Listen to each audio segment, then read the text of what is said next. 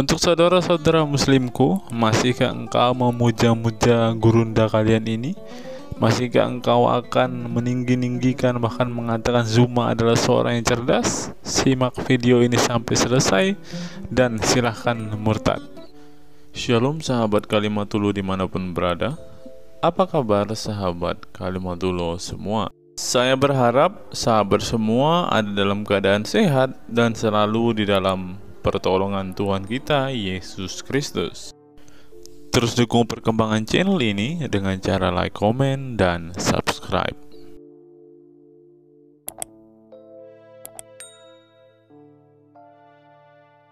Sebelum kita masuk dan fokus membahas video kita hari ini, teman-teman, kita dengarkan kesaksian pujian dari Bang Kay dulu ya, teman-teman.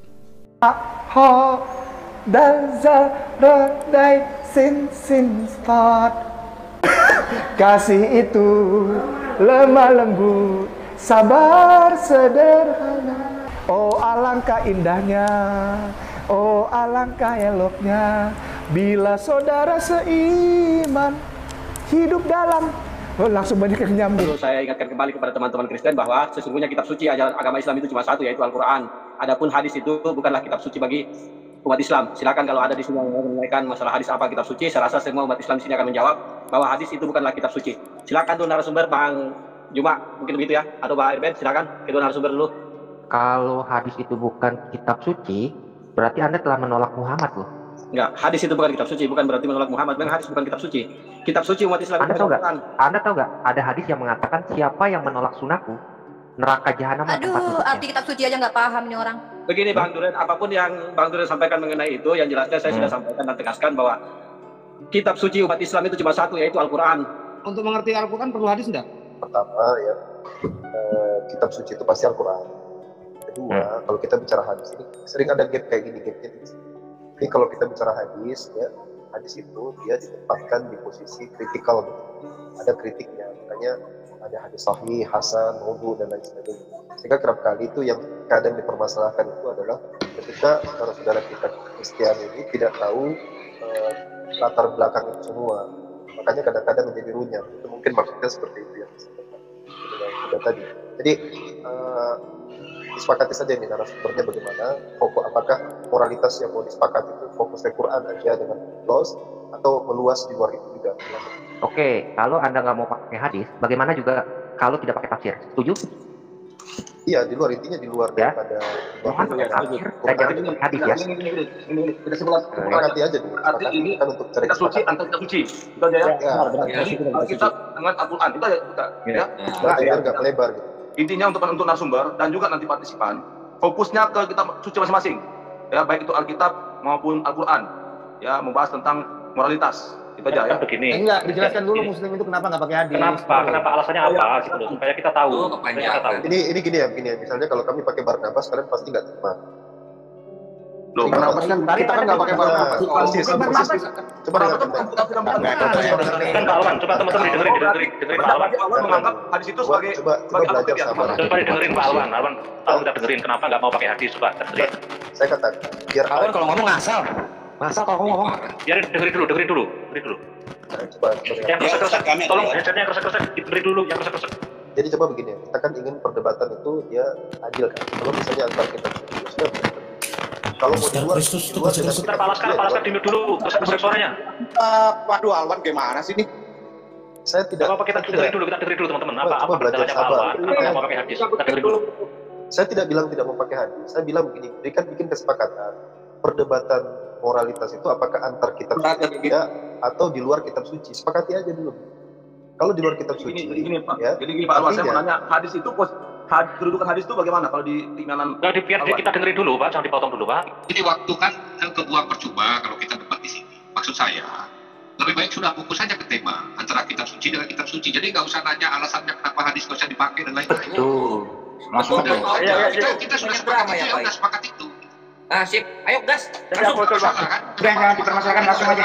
Silakan. Ini waktunya semakin lambat semakin. Waktunya makin malam. Kasihan yang daerah timur. Ya silakan. Oke, silakan dibuka. Oke, terima kasih atas kesempatan yang diberikan kepada saya ya, sahabat-sahabat, dan juga terima kasih karena kita telah diundang di sini membahas tentang moral.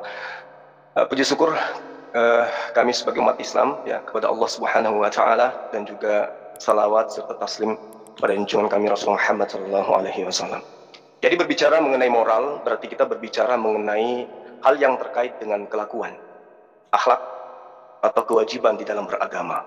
Dalam inti dalam pembelajaran moral yaitu terkait dengan sikap dan juga cara berpikir ditopang oleh kitab suci. Nah, ini terkait dengan apa yang kemudian sahabat minta kepada kami untuk membahas tentang moral berdasarkan dengan Al-Quran. Jadi di dalam terkait dengan akhlak ataupun moral atau etika, bagi kami umat Islam itu diajarkan beretika di dalam bertuhan, mendudukkan Tuhan kami sebagai satu-satunya Tuhan dan tidak kemudian menyandingkan Tuhan kami dengan makhluk. Itu adalah moral yang utama. Kemudian yang kedua, di dalam pengajaran Al-Quran, moral itu didukung dengan kajian-kajian yang bersumber dari Al-Quran itu sendiri berupa syariat. Karena kelakuan manusia tentu tidak terlepas daripada hukum yang termaktub dalam kitab suci. Nah, karena itulah kemudian Al-Quran mengajarkan kepada kami tentang kesabaran, tentang amanah, tentang memberi maaf, tentang kejujuran, tentang istiqomah, syukur, dan seterusnya. Karena itulah kemudian di dalam Al-Quran dikatakan bahwa segala sesuatu tidak ada keraguan di dalamnya, petunjuk bagi mereka yang bertakwa. Berbicara mengenai moral, berarti berbicara mengenai etika, berbicara mengenai perbuatan, berbicara mengenai sikap di dalam kehidupan, baik hubungan kita terhadap pencipta alam semesta maupun sikap kita terhadap sesama makhluk. Nah, kemudian dalam hal ini seperti yang saya terangkan tadi, ketika umat Islam itu berbicara mengenai Al-Quran kaitannya dengan perilaku, maka perilaku utama yang dikedepankan oleh umat Islam itu adalah bagaimana kemudian mendudukkan Tuhannya sebagai satu-satunya pencipta langit dan bumi. Dan ini adalah merupakan sebuah penggambaran nyata di dalam ilmu tauhid yang bersumber dari Al-Quran. Yang kedua, umat Islam itu diajarkan bagaimana kemudian memahami tentang tazkir dalam Al-Quran. Apa itu? Janji-janji Allah, ancaman-ancaman Allah antara surga dan neraka. Dan kemudian hal ini menyebabkan manusia yang merenungkan kehidupannya dengan cerminan Al-Quran, menjaga dan kemudian melaksanakan, mentaati perintah dan menjauhi larangan. Itu yang kedua. Yang ketiga adalah moral di dalam Al-Quran itu mencakup tentang ilmu yang berhubungan dengan hukum-hukum. Jadi di dalam Al-Quran itu moralnya itu memahami tentang perintah-perintah Allah, amal dan perbuatan yang bermanfaat, yang memberi mudarat, perintah-perintah Allah, larang-larangan, serta ketentuan-ketentuan Allah yang bersifat sunnatullah. Nah, ini adalah penggambaran nyata tentang moral di dalam Al-Quran. Jadi kami, di dalam kehidupan kami sebagai umat Islam, ada yang disebut dengan akhlak keagamaan, yang terkait langsung dengan hubungan kepada Allah dan korelasinya dengan ilmu-ilmu hakikat atau ilmu kepribadian terhadap mengenal diri sendiri, lalu kemudian mengenal sang pencipta. Nah, Al-Quran menerangkan bagaimana kemudian dijelaskan di dalam Al-Quran surah Al-Bayyinah, diterangkan wa ma umiru illa liya'budullah mukhlishina lahuddin. Ya, ini nyata di dalam pemahaman kami bahwa manusia tidak disuruh kecuali supaya menyembah hanya kepada Allah. Ini moral. Jadi perintah di dalam Al-Quran mendudukkan pencipta alam semesta itu untuk disembah, memurnikan kemudian ketaatan kepadanya, menjalankan ajaran yang lurus, menjauhkan diri dari kesyirikan, menyembah kepada utusan, menyembah kepada ciptaan, menyembah kepada manusia, dan supaya manusia mendirikan ibadah, sholat, menunaikan zakat, dan seterusnya. Ini kunci moral di dalam ajaran agama Islam. Seruannya, ya ayyuhalladzina amanu ista'inu bis-sabri was-shalah innallaha ma'as-sabirin. Orang-orang yang beriman, jadikanlah sabar dan salat sebagai penolongmu, sesungguhnya Allah beserta dengan orang-orang yang sabar. Dan itulah kemudian Islam selalu tunduk terhadap perintah Allah dan taat kepada apa yang dilarang untuk tidak dilaksanakan. Demikian. Oke, terima kasih Pak Juma. Sama-sama. Iya, 5 menit tidak terasa opening statement dari Pak Juma. Sekarang kita beralih ke narasumber dari Pak Kristen. Silakan Pak Kasih. Aku share screen. Oke, stop dulu. Ya, nanti timer akan dimulai setelah Pak Kasih mulai berbicara. Oke, ajaran moral dalam Alkitab. Moral itu Latin mores. Itu berbicara tentang kesusilaan, kebiasaan baik. Jadi ini bukan berbicara tentang keesaan Allah. Kalau keesaan Allah itu dogmatika teologi, bukan kesusilaan, bukan kebiasaan baik. Patokan ajaran moralitas dalam ajaran Kristen adalah teladan dan ajaran Yesus. Seluruh ayat dalam Alkitab berpusat pada pribadi Yesus. Ajaran Yesus patokan hukum dalam menilai semua perilaku manusia. Segala perilaku yang tidak sesuai dengan ajaran Yesus, maka yang diperbaiki adalah manusianya dengan perilakunya, bukan ajaran Yesus. Ajaran Yesus sempurna. Ajaran moralitas Kristen berpusat kepada hati yang dibawahi oleh Yesus. Oke, saya tunjukkan ya. Standar moralitas yang diberikan Yesus. Yesus menerima seluruh hukum moral yang ada di dalam kitab Taurat. Tetapi hukum seremonial dan hukum sipil sudah disempurnakan. Ajaran Yesus tentang keluarga itu monogami, kesetiaan, dan kesucian. Tidak ada moral di luar daripada ini. Di luar daripada ini, dalam ajaran Yesus, itu amoral. Dalam pekerjaan, bekerja untuk Tuhan. Bekerja bukan hanya untuk dunia, ada ajarannya. Hubungan lawan jenis, memandang menginginkan perempuan sudah berzina, itu berdosa. Menginginkan di situ artinya itu standar moral sangat tinggi. Tentang pemerintah, moralitasnya, berikan kepada kaisar apa yang wajib beri kepada kaisar. Berikan kepada Allah apa yang wajib berikan kepada Allah. Jadi pusat ajaran moral dalam Alkitab adalah kasih kepada Tuhan dan kasih kepada sesama. Ini pusatnya. Maka dikatakan standar moralitas yang diberikan oleh Yesus adalah berbuat baik kepada yang baik, itu masih manusiawi. Tetapi berbuat baik kepada yang berbuat jahat, inilah moralitas yang tinggi. Dan ini disebut sifat ilahi. Ajaran Alkitab tidak mengenal berbuat jahat kepada yang berbuat jahat, berbuat jahat kepada yang berbuat baik. Tidak ada. Tetapi di ajaran Yesus adalah berbuat baik kepada yang berbuat jahat, berbuat baik kepada yang berbuat baik. Itu yang harus dikerjakan. Dan ini data-datanya ada. Baru sumber moralitas yang benar itu dari mana? Sumbernya adalah dari hati. Artinya kalau hati seseorang nggak beres, kelakuannya nggak beres. Jadi moral itu diawali dari hati yang dibereskan oleh Yesus. Karena dikatakan dari hati timbul segala pikiran jahat, pembunuhan, perzinahan, percabulan, pencurian, sumpah palsu, dan hujat. Dari hati timbul segala pikiran jahat, percabulan, pencurian, pembunuhan, perzinahan, keserakan, kelicikan, hawa nafsu, iri hati, dan semuanya. Itu semua dari hati yang busuk. Jadi kalau orang sukanya percabulan, perzinahan, sumpah palsu, hujat, cakap kotor semua, itu berarti hatinya nggak beres. Bagaimana hati ini dimurnikan? Tempatkan Yesus menjadi pusat hidupnya. Jaga hatimu dengan segala kewaspadaan karena di situ terpancar kehidupan. Marilah kita menghadap Allah dengan hati yang tulus ikhlas. Semua data-datanya. Maka di dalam ajaran Paulus jelas sekali tentang moralitas ini. Jadi akhirnya saudara, semua yang benar, semua yang mulia, yang adil, yang suci, manis, sedap didengar, disebut kebajikan, dan patut dipuji. Pikirkan, pelajari, terima, lihat, lakukan. Inilah dasar dari moralitas ajaran Kristen. Benar, mulia, adil, suci, manis, sedap didengar, disebut kebajikan, dipuji. Pikirkan, pelajari, terima, dengar, lihat, lakukan. Itu moralitas. Jadi nggak ada moralitas di luar daripada itu. Maka di sini telah dikatakan percabulan, kecemaran, hawa nafsu, penyembahan berhala, ini semua perbuatan-perbuatan yang menyeleweng, yang tidak sesuai dengan kehendak Tuhan. Itu jelas sekali ya. Untuk apa orang memiliki moralitas yang bagus, sikap hidup, attitude, etika yang bagus? Buktinya adalah bahwa kita orang beriman. Tanda cinta kita kepada Tuhan, bahwa kita mengasihi Allah kita mengasihi Kristus yang diutus oleh Allah kita. Supaya kita makin mengerti tentang kebenaran. Ketika kita melakukan kebaikan, ketika moral kita semakin bagus, maka kita akan semakin mengerti kebenaran. Supaya kita menjadi saksi Tuhan, saksi Kristus yang menyebabkan nama Tuhan dipermuliakan. Maka disebut kita menjadi garam dan terang.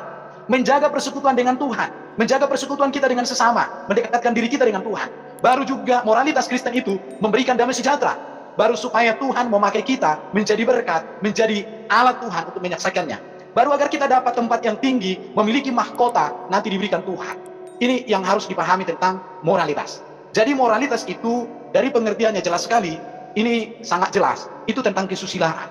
Bagaimana perilaku kita dengan istri, bagaimana perilaku kita dengan anak, bagaimana perilaku kita dengan tetangga, bagaimana perilaku kita dengan orang yang berbeda keyakinan. Itu berbicara kesusilaan, itu berbicara tentang kebiasaan yang baik. Jadi bukan berbicara iman. Ya tentu di dalam Alkitab sangat banyak mengatakan tentang Allah Esa. Oke, sip, terima kasih. Oke, waktu habis. Terima kasih untuk Pak Kasejati. Kami persilakan dari pihak Kristen bertanya dulu selama 10 menit. Lalu nanti Pak Juma menjawab selama 20 menit. Silakan Pak Kasejati bertanya 10 menit. Timer. Ya, timer akan berjalan setelah Pak Kasejati berbicara. Oke, saya share screen. Ini pertanyaan yang pertama ya. Bagaimana hukum moral dalam Al-Quran? Adakah ayat Quran dan hadis, atau kalau nggak usah hadis, karena boleh. Adakah ayat Quran yang memerintahkan orang Muslim untuk mengasihi dan memperlakukan orang kafir, orang berdosa dengan sikap yang baik? Kalau ada, di Quran mana ayatnya? Kalau tidak ada, mengapa? Sebab Allah dalam ajaran terdahulu, yaitu Yahudi dan Kristen, sama-sama menjadikan inti dan nilai seluruh ajaran adalah kasih kepada Tuhan dan kasih kepada sesama. Bahkan Yesus sempurnakan dengan mengasihi sesama seperti mengasihi Yesus sendiri. Pertanyaan saya, ada nggak di Quran itu ajaran moral yang mengajarkan orang Muslim bersikap kepada kaum kafir, kepada orang berdosa, bagaimana kalian memperlakukannya? Karena setahu saya di Quran itu cukup banyak saya temukan ayat-ayat untuk berperang. Tapi untuk mengasihi saya belum ada. Barangkali Bro Juma, Gurunda, tolong bantu saya untuk mengerti kitab dan keyakinan Anda. Terima kasih. Oke, silakan stop. Pause waktu dulu. Pause timer, tampilkan timer. Tampilkan timer. Waktu menjawab 20 menit. Timer akan berjalan setelah Pak Juma berbicara. Silakan. Terima kasih atas pertanyaannya. Al-Quran mengatakan ya di dalam surah Ali Imran diterangkan bahwa wabima rahmatin minallahi lintalahum walau kunta fadjal ghalidha qalbi lam faddu min haulik. Di sini sangat jelas diterangkan bahwa maka berkat rahmat Allah engkau Muhammad berlaku lemah lembut terhadap mereka. Sekiranya engkau bersikap keras dan berhati kasar, tentulah mereka menjauhkan diri dari sekitarmu. Karena itu maafkanlah mereka dan mohonkanlah ampun untuk mereka dan bermusyawarahlah dengan mereka dalam urusan itu. Kemudian apabila engkau telah membulatkan tekad, maka bertakwalah kepada Allah. Sesungguhnya Allah mencintai orang-orang yang bertawakal. Kemudian di dalam surah Al-Maidah juga dianjurkan untuk memaafkan. Maka maafkanlah mereka dan biarkanlah mereka. Sungguh Allah menyukai orang-orang yang berbuat baik. Quran Al-Maidah ayat 13. Lalu juga di dalam Al-Quran surah Taha ayat 44 juga diterangkan, maka berbicaralah kamu berdua kepadanya dengan kata-kata yang lemah lembut. Mudah-mudahan dia sadar atau takut pada Allah. Nah, ini sangat jelas di dalam surah Al-Qasas juga, dalam surah Al-Qasas ayat 77. Di situ juga diterangkan, dan berbuat baiklah kepada orang lain sebagaimana Allah telah berbuat baik kepadamu. Itu beberapa ayat yang terkait dengan pertanyaan saudara. Silakan. Al-Maidah berapa tadi, Bro? Silakan stop timer. Al-Maidah berapa tadi? Ali Imran ayat 159. Yang Al-Maidah? Saya menyebutkan Al-Maidah ya? Ya, ada tadi Al-Maidah ayat 13. Apa yang perlu jelaskan menurut saya sangat berbeda dengan yang tertulis. Dikatakan karena mereka melanggar janjinya, kami kutuki mereka dan kami jadikan hati mereka keras berbatu. Ya. Nah, mengapa bro ini? Saya percaya perkataan bro atau percaya yang tertulis? Kan Al-Maidah kan, ya Al-Maidah 13. Karena mereka melanggar janjinya, kami kutuki mereka dan kami jadikan hati mereka keras membatu. Mereka sukar berubah perkataan Allah dari tempat-tempat. Mereka sengaja melupakan sebagian dari apa yang mereka telah peringatkan dengannya. Dan kamu Muhammad senantiasa akan melihat kekhianatan dari mereka kecuali sedikit di antara mereka yang tidak berkhianat. Maka maafkanlah mereka dan biarkan mereka, sesungguhnya Allah menyukai orang-orang yang berbuat baik. Tapi di sini dikatakan ada itu, melanggar janji, kami kutuki mereka. Ya, yang mengutuki di situ siapa? Ya Allah. Ya Allah. Okay. Tetapi kepada umat Islam dianjurkan untuk memaafkan. Benar? Dan kamu Muhammad senantiasa akan melihat kekhianatan dari mereka. Oke. Pak Juma sama Pak Erben. Jadi saya nggak mau. Saya nggak tahu gimana mau main timer nih. Timer itu bingung, gitu loh. Kalau tiktokan itu bingung, oke? Jadi biarkan Pak Erben dulu selesai untuk memperjelas pertanyaannya. Lalu Pak Erben berhenti, timer berhenti, stop. Lalu Pak Juma mulai menjawab gitu. Jadi supaya jangan timer kita, operator kita bingung gitu loh. Oke? Ya. Gimana Pak Erben, ada mau lagi ditanyakan lagi? Oke, saya mau tanya pertanyaan yang baru. Timer silakan. Jadi yang tadi udah ya? Oke, nggak apa-apa. Tapi fokus saya di sini, itu hanya pendahuluan. Di sini Allah membenarkan baginda nikahi Zainab, istri anak angkat mantu. Ya. Bagaimana ini ditinjau dari segi moral anaknya sendiri? Karena menurut saya di dalam Alkitab, kalau di Alkitab dibandingkan, Allah membenci perceraian. Tapi di sini justru baginda dibenarkan untuk mengambil istri dari anak angkatnya, mantan, bukan mantan sebenarnya kalau dibaca data-data. Tolong jelaskan bagaimana ini. Oke, baik. Ketika Anda mengatakan kemudian bahwa Rasul Muhammad SAW itu menikahi Zainab, itu dia tidak menikahi istri dari anak, tapi dia menikahi seorang janda dari seorang umat Islam yang kemudian menjadi anak angkat beliau. Nah, ada hal yang Allah ingin sampaikan sini, bahwa kemudian berdasarkan Al-Quran surah Al-Ahzab ayat 36, di situ diterangkan bahwa tidaklah pantas bagi laki-laki yang mukmin dan perempuan yang mukmin apabila Allah dan Rasulnya telah menetapkan suatu ketetapan, akan ada pilihan bagi mereka tentang urusan mereka. Dan barang siapa mendurhakai Allah dan Rasulnya, maka sungguh dia tersesat dengan kesesatan yang nyata. Jadi di sini, ketika kemudian Rasul Muhammad SAW itu menikahi Zainab, itu hikmahnya adalah untuk menghilangkan budaya yang ada pada masa itu. Menghilangkan budaya anak angkat, bahwa di mana kegemaran orang-orang Arab pada masa itu adalah mengangkat sebuah anak angkat dan kemudian diperlakukan seperti anak kandung. Nah, lalu kemudian terkait dengan Said dan juga Zainab, itu jelas bagaimana kemudian Rasulullah Muhammad SAW sesuai dengan yang pernah dituduhkan oleh Orientalis Barat, bahwa Rasulullah berusaha untuk kemudian mengambil istri daripada anaknya, itu adalah salah. Karena yang menjadi masalah di sini adalah Rasulullah Muhammad SAW itu menikahi Zainab, itu statusnya sebagai janda, bukan sebagai istri, dan juga bukan sebagai janda dari anak kandungnya. Ini yang perlu saya terangkan di sini. Jadi kemudian Rasul Muhammad SAW itu menikahi Zainab, itu tidak ada hubungannya dengan melanggar moral, sama sekali tidak.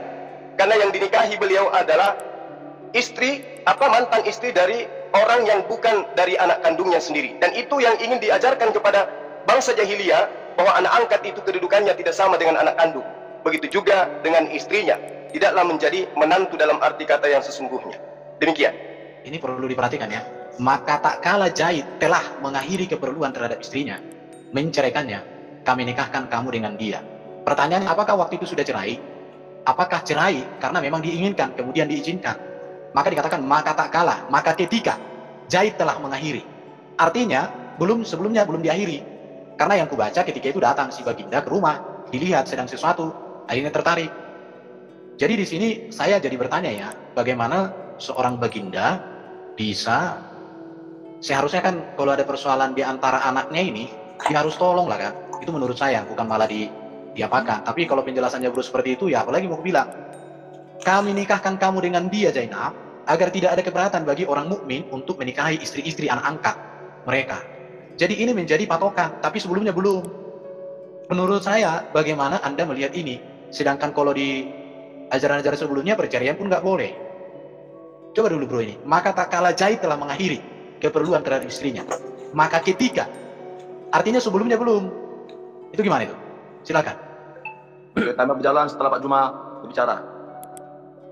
Ya, jadi yang Anda harus pahami kemudian adalah ketika Rasulullah Muhammad SAW itu memberikan nasihat-nasihat kepada istri daripada Said dan juga kepada Said sendiri. Bagaimana kemudian agar Said itu cinta dan sayang terhadap istrinya dan kemudian kedua menjalankan tugasnya sesuai dengan fungsi masing-masing.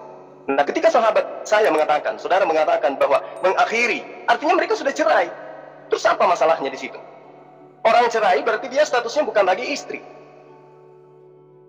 Nah, kalau dia sudah bukan lagi istri terus dinikahi, apa yang menjadi masalah? Moral apa yang dilanggar di sana?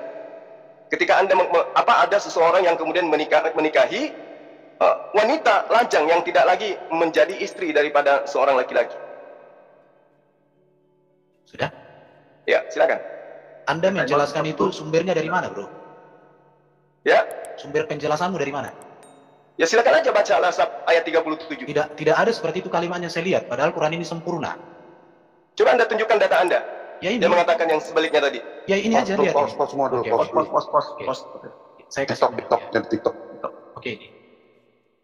Ini ya. Tidak seperti itu. Dan ingatlah ketika kamu berkata kepada orang yang Allah telah melimpahkan nikmat kepadanya dan kamu juga telah memberi nikmat kepadanya, tahanlah terus istrimu dan bertakwalah kepada Allah. Sedang kamu menyembunyikan dalam hatimu apa yang Allah akan nyatakan dan kamu takut kepada manusia. Artinya di sini sudah ada niat, ada keinginan, tapi takut sama manusia untuk mengambil. Sedang Allah lebih baik berhak untuk kamu.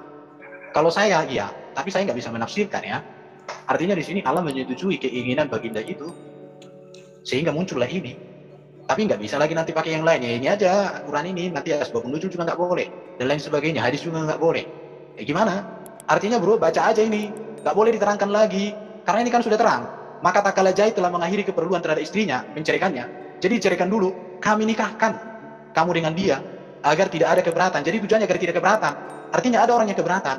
Kalau buku yang kubaca ada lagi katakan terjadi kehebohan, tapi kan nggak boleh pakai buku, hanya pakai ini. Iya, apabila anak angkat telah menyelesaikan keperluannya terhadap istrinya dan adalah ketetapan Allah itu pasti terjadi. Ya udah, ini aja nggak usah dijelaskan lagi karena nggak bisa. Data bro dari mana? Nggak jauh juga aku.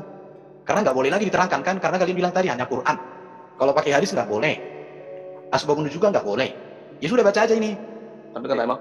Ya itu betul. Sebenarnya benar yang kau katakan bahwa kita nggak usah melebar kemana-mana karena memang ayatnya sudah menjelaskan itu.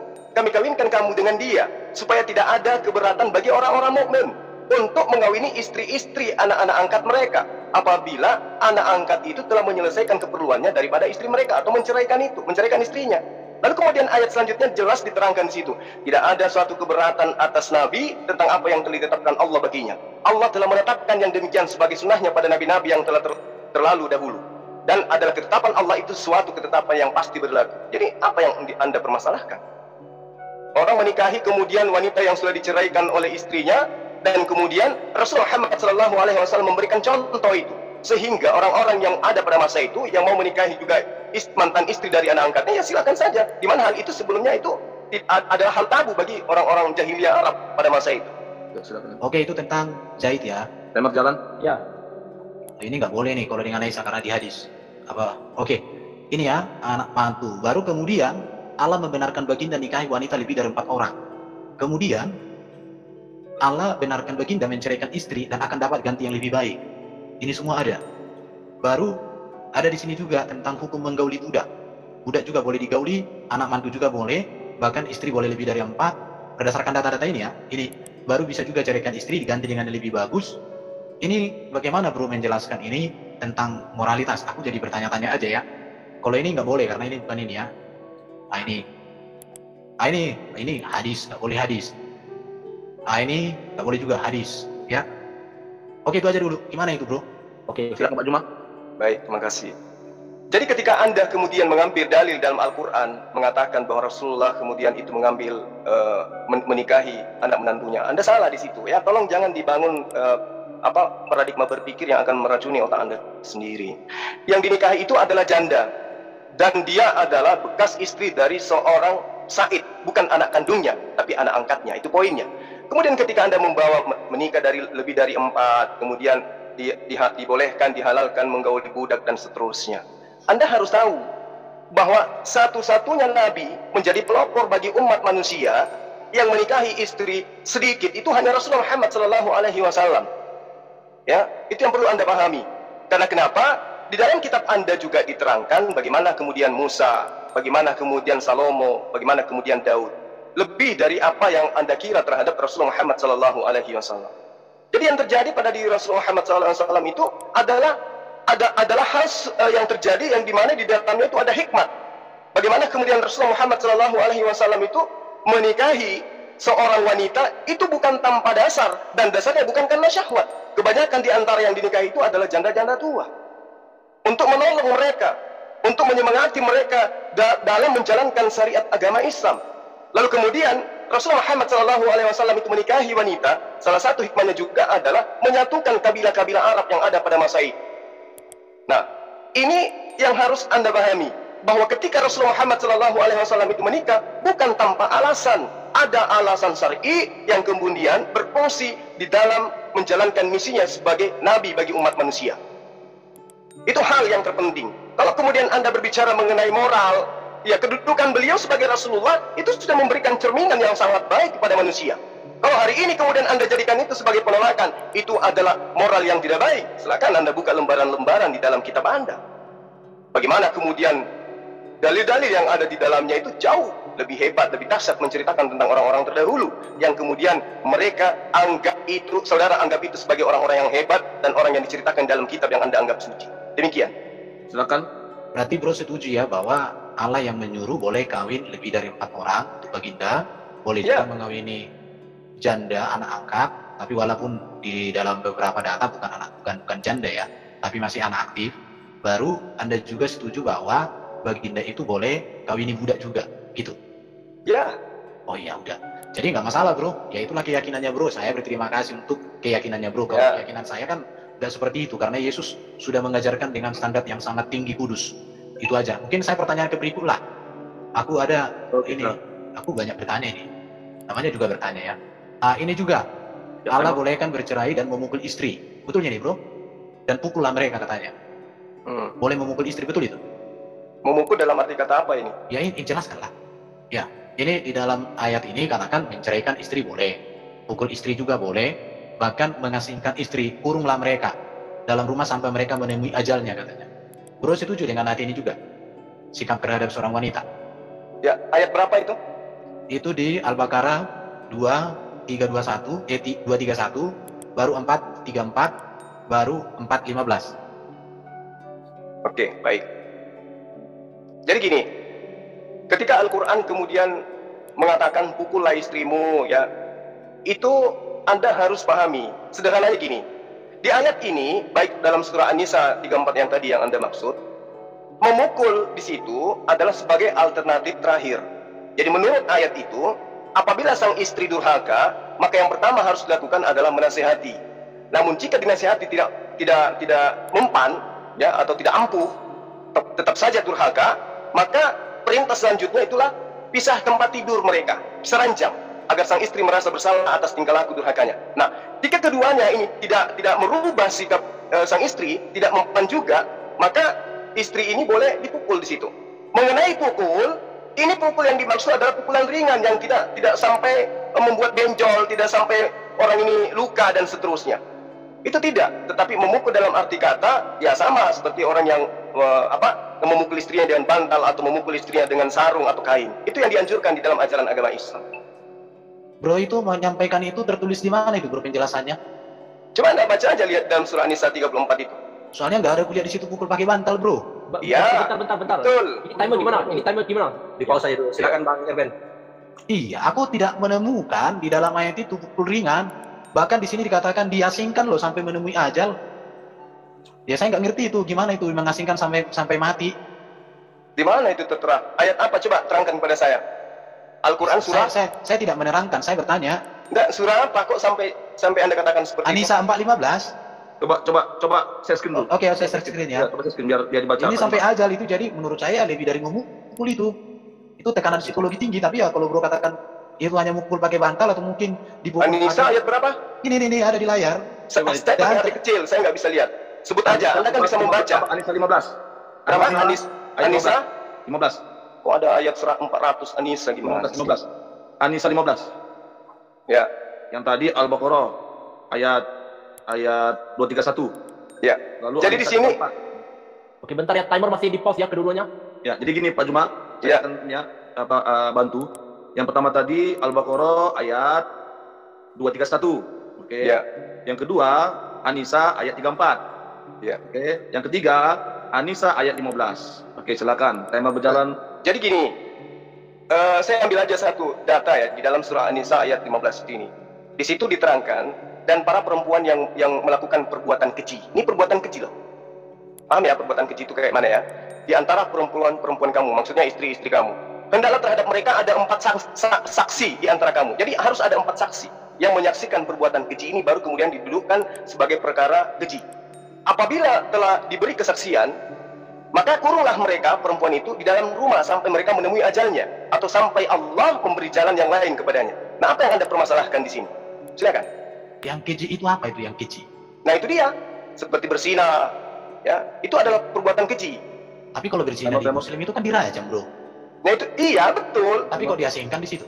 Nah, ini kan ada saksi. Kalau misalnya sudah 4 saksi, jadi ayat yang sangat jelas di sini ya, perbuatan keji ini adalah perbuatan yang ingkar terhadap apa yang kemudian menjadi kewajiban sebagai seorang muslimah, baik itu terhadap Allah maupun terhadap suaminya yang melanggar syariat. Itu yang perlu saudara pahami. Lalu kemudian ketika diterangkan, dikurung ya perempuan ini dalam rumah sampai mereka menunggu ajal, ini tidak ada masalah. Apa masalahnya kemudian? Yang salah itu kalau dikurung di dalam penjara, ini di dalam rumah. Tapi tentu kemudian ketika istri ini di penjara atau dikurung di dalam rumah, kewajiban seorang suami harus tetap dijalankan. Karena ini adalah bagaimana kemudian menjadikan istri ini menjadi lebih baik. Nah, dalilnya menerangkan au yaj'alallahu lakunna sabila, atau datang petunjuk Allah, atau sampai Allah memberi jalan yang lain kepadanya, kepada seorang perempuan ini. Apa yang Anda permasalahkan? Oke, cukup pause. Silakan. Oke, pause. Nah, ini dikatakan di sini dalam rumah sampai mereka menemui ajalnya atau sampai Allah memberi jalan lain kepadanya. Ya, penjelasannya kan nggak ada seperti yang bro sampaikan. Semua bro tafsir ini.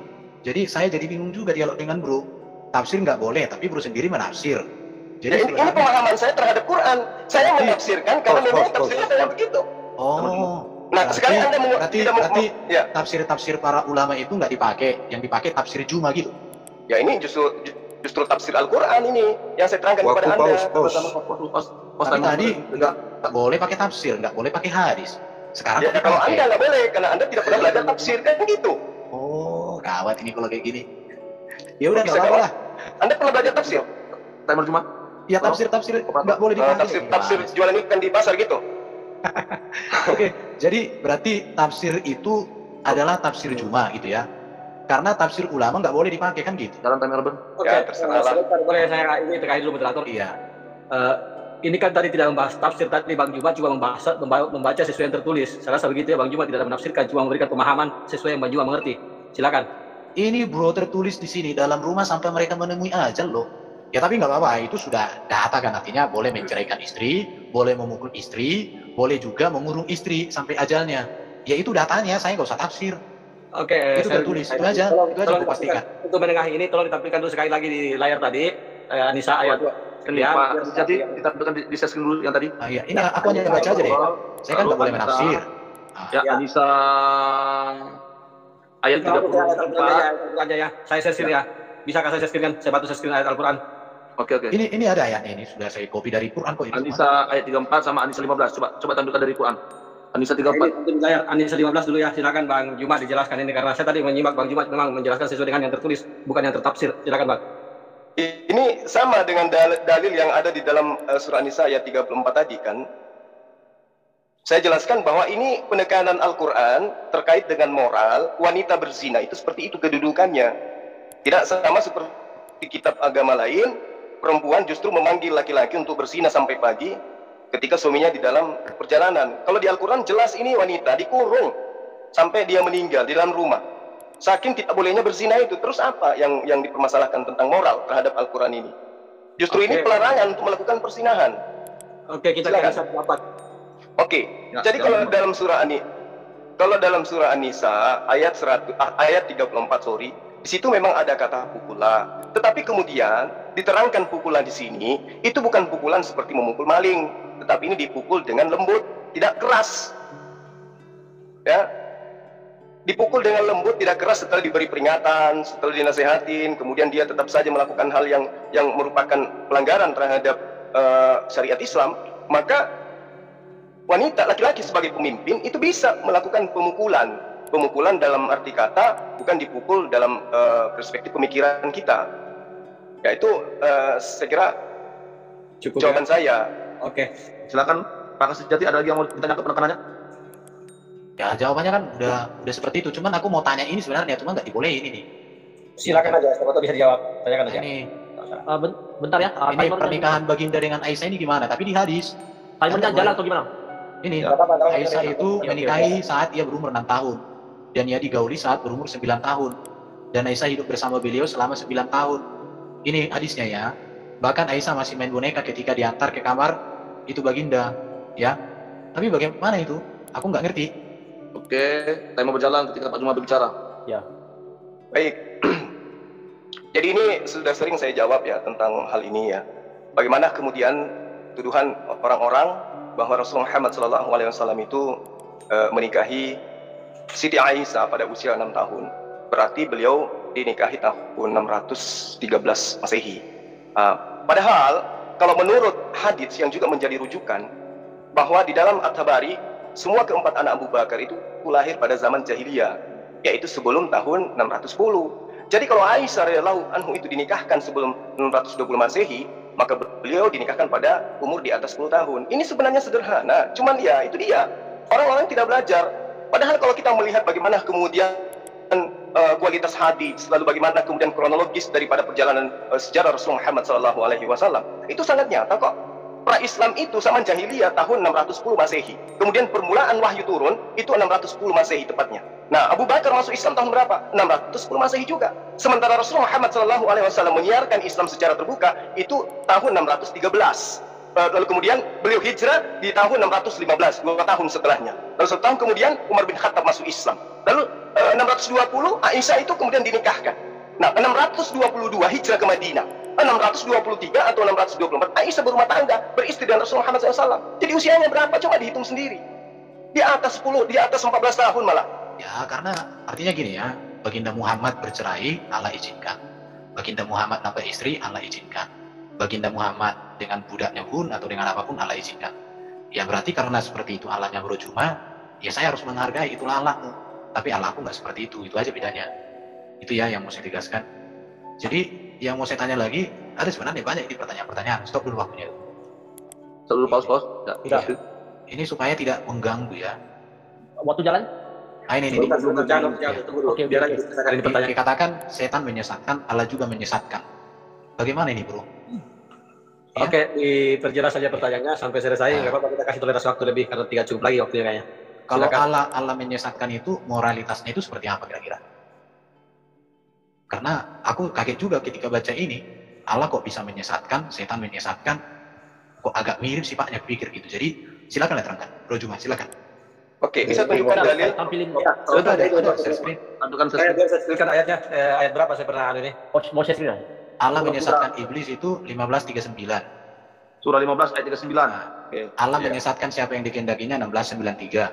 Surah 16 ayat 93. Oke. Ya. Baru Allah itu menipu. Yang pertama 15:39. ayat. Ya. 39. Ya. Ya 39.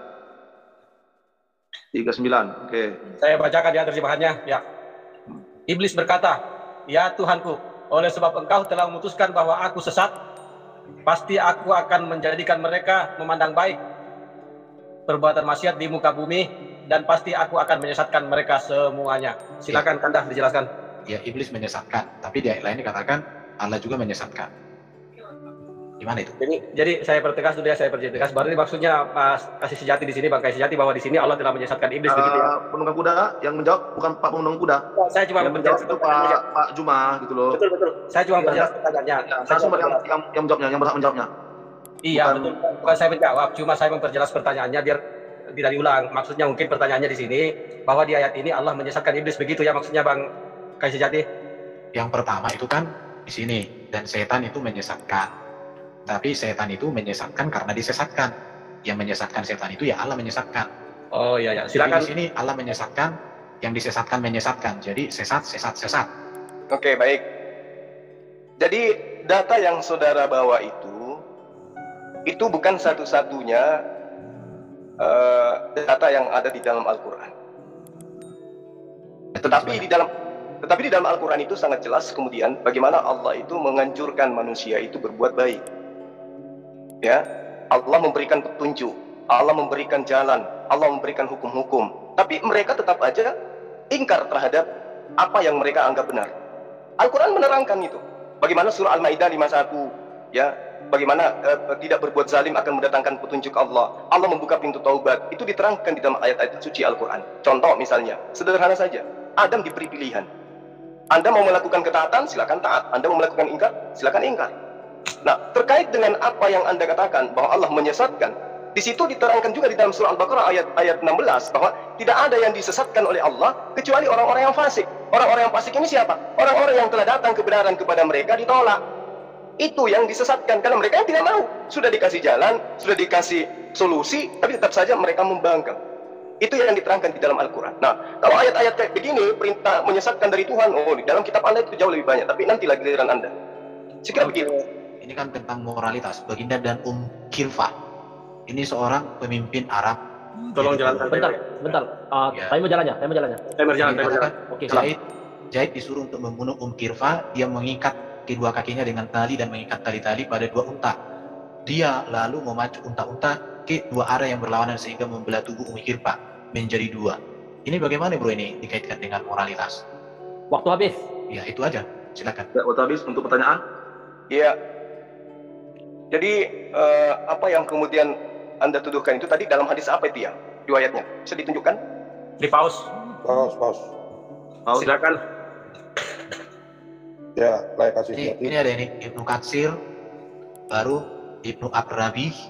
Ini ada semua. Ini dari data-datanya ada. Ini Ibnu Ishaq. Ini data-datanya ada. Oke, silakan Pak Juma. Baik. Jadi hadis yang Anda terangkan itu, ya coba Anda lihat di dalam Sirah Nabawiyah. Di situ lengkap tertulis. Maka tentu saja dalam hadis itu harus di Sirah Nabawiyah itu harus ada sanad periwayatan dalam Tarikh Nabawi di atas daripada kemudian sejarah atau cerita yang Anda bawa hari ini.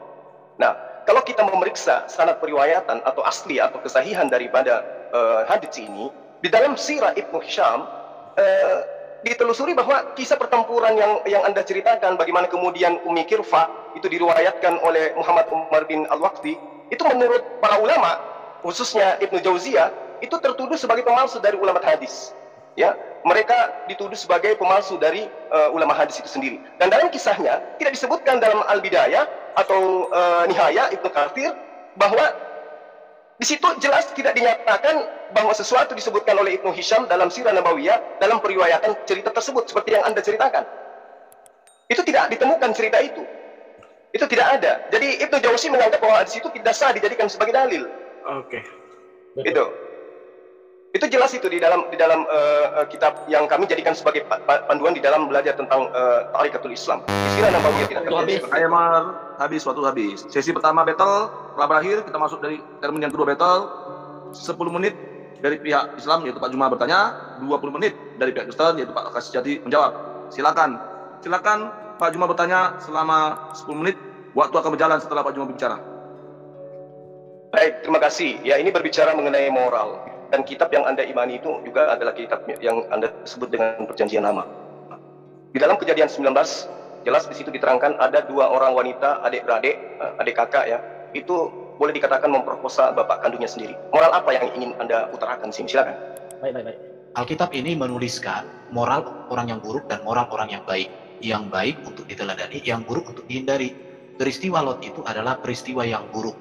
Dan itu menjadi peringatan supaya orang jangan seperti Lot. Supaya jangan seperti anaknya Lot. Itu aja bro.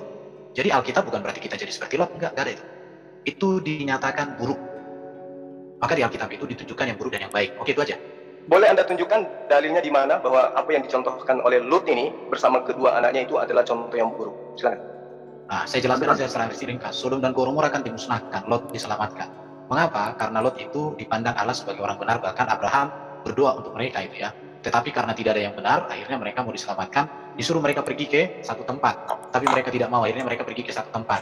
Dan di tempat itu tidak ada orang. Akhirnya anaknya itu memiliki kesepakatan untuk membuat bapaknya mabuk, sehingga bapaknya mabuk. Dan tidak ada bapak-bapak gereja orang Kristen mengatakan bahwa ini sebagai contoh teladan. Enggak. Itu dituliskan untuk menjadi peringatan. Dan itu membawa kehancuran buat mereka. Itu aja bro. Coba tunjukkan orang Kristen yang mengatakan itu harus diteladani. Nggak ada. Kalau ada itu sesat itu. Selesai, udah, stop. Ya, artinya kitab Anda menunjukkan sesuatu yang tidak bermoral, kan? Silakan. Alkitab itu jujur, bro. Yang tak bermoral dibilang tak bermoral. Yang bermoral dibilang bermoral.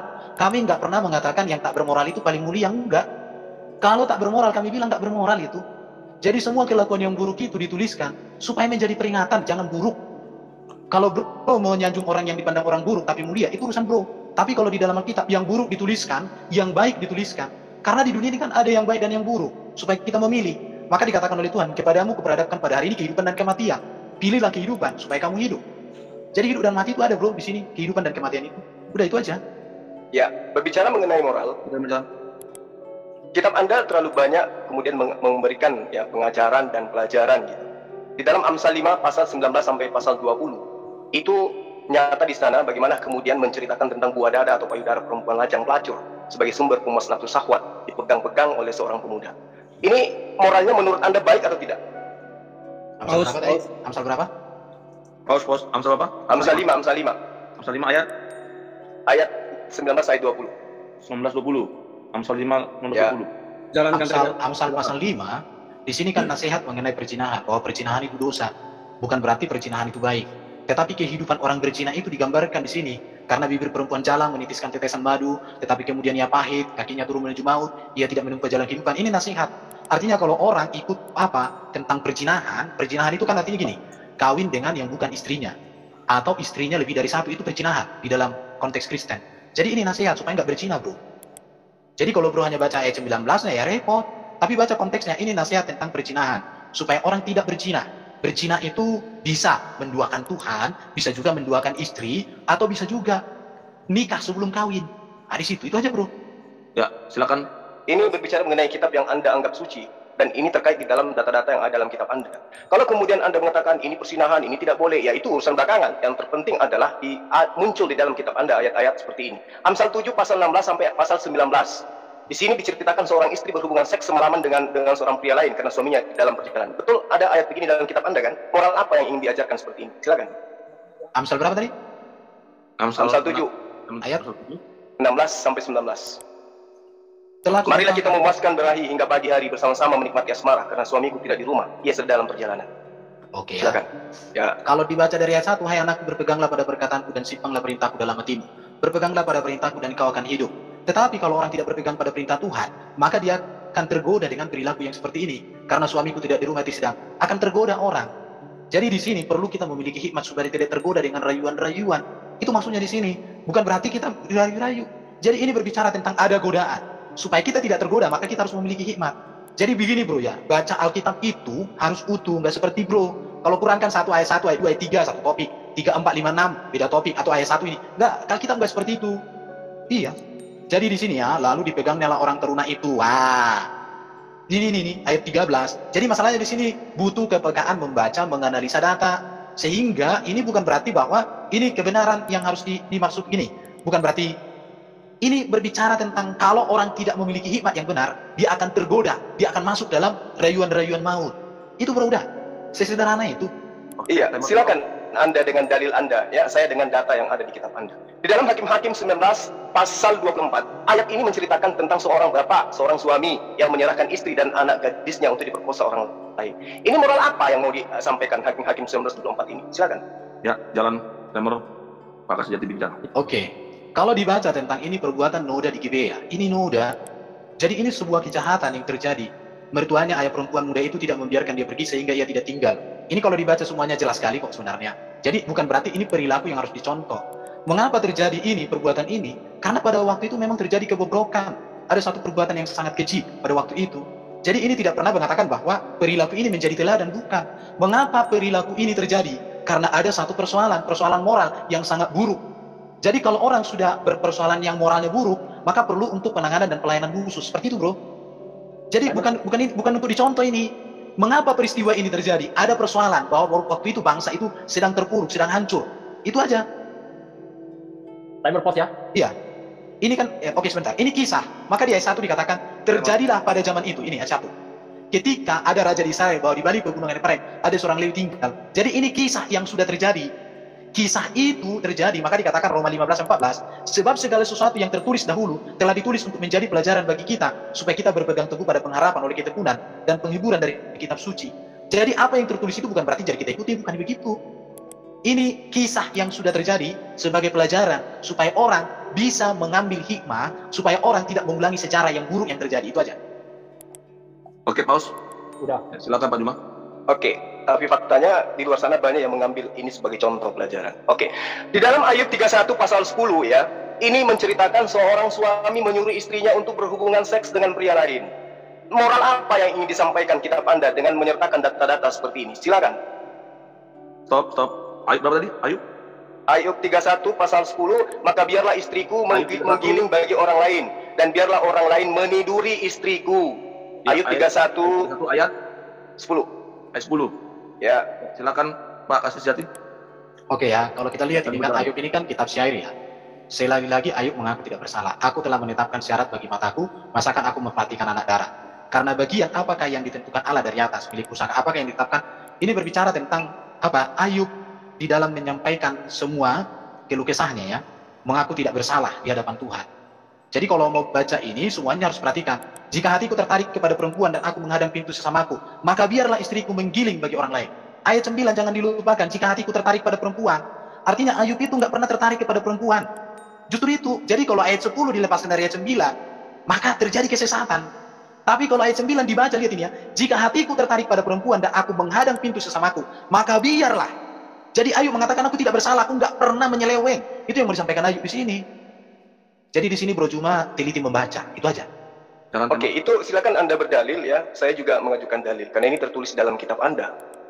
Di dalam 2 Samuel 13 pasal 11, ayat ini menceritakan tentang seorang laki-laki ya, seorang kakak kemudian mengajak adik kandungnya untuk melakukan seks, di mana hal ini dicontohkan di dalam data yang ada. 2 Samuel 13 pasal 11. Ketika gadis itu menghidangkan kepadanya supaya ia makan, dipegangnya gadis itu dan berkata kepadanya, "Marilah tidur dengan aku, adikku." Ini moral apa yang kitab Anda ingin kerjakan dengan menyertakan data ini? Silakan. Justru ini kisah keburukan yang terjadi. Karena kenapa? Karena anak di sini kurang pengawasan ini.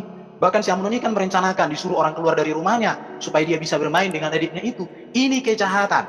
Baru dari sini kalau dibaca semua ini sejarahnya ini, artinya di sini kita perlu belajar tentang pilihlah kawan yang betul. Karena dia melakukan ini kan ada saran dari orang lain. Buatlah begini, nanti kamu pura-pura sakit, suruhlah adikmu datang, suruhlah orang keluar. Makanya di sini kamu harus membaca utuh. Karena Alkitab itu bukan hanya satu-satu ayat kayak gitu, bro. Sekali lagi saya katakan, kamu jeli membaca. Jangan kayak anak-anak. Kalau seperti itu cara belajar Alkitab. Saya suka mengatakan sama semua orang, kalau hanya mencomot satu ayat, tapi tidak melihat konteks, tidak ubahnya seperti iblis, bro. Karena iblis itu suka copot-copot dia. Jadi kamu nggak membaca semuanya, makanya kayak gitu. Barangkali kamu membaca ini, lihat korrespondensi, sundal, muncul semuanya, ditanyain. Nggak begitu, lihat Amnon dan Tamar, kisahnya baca baik-baik. Di sini semua ada satu peristiwa.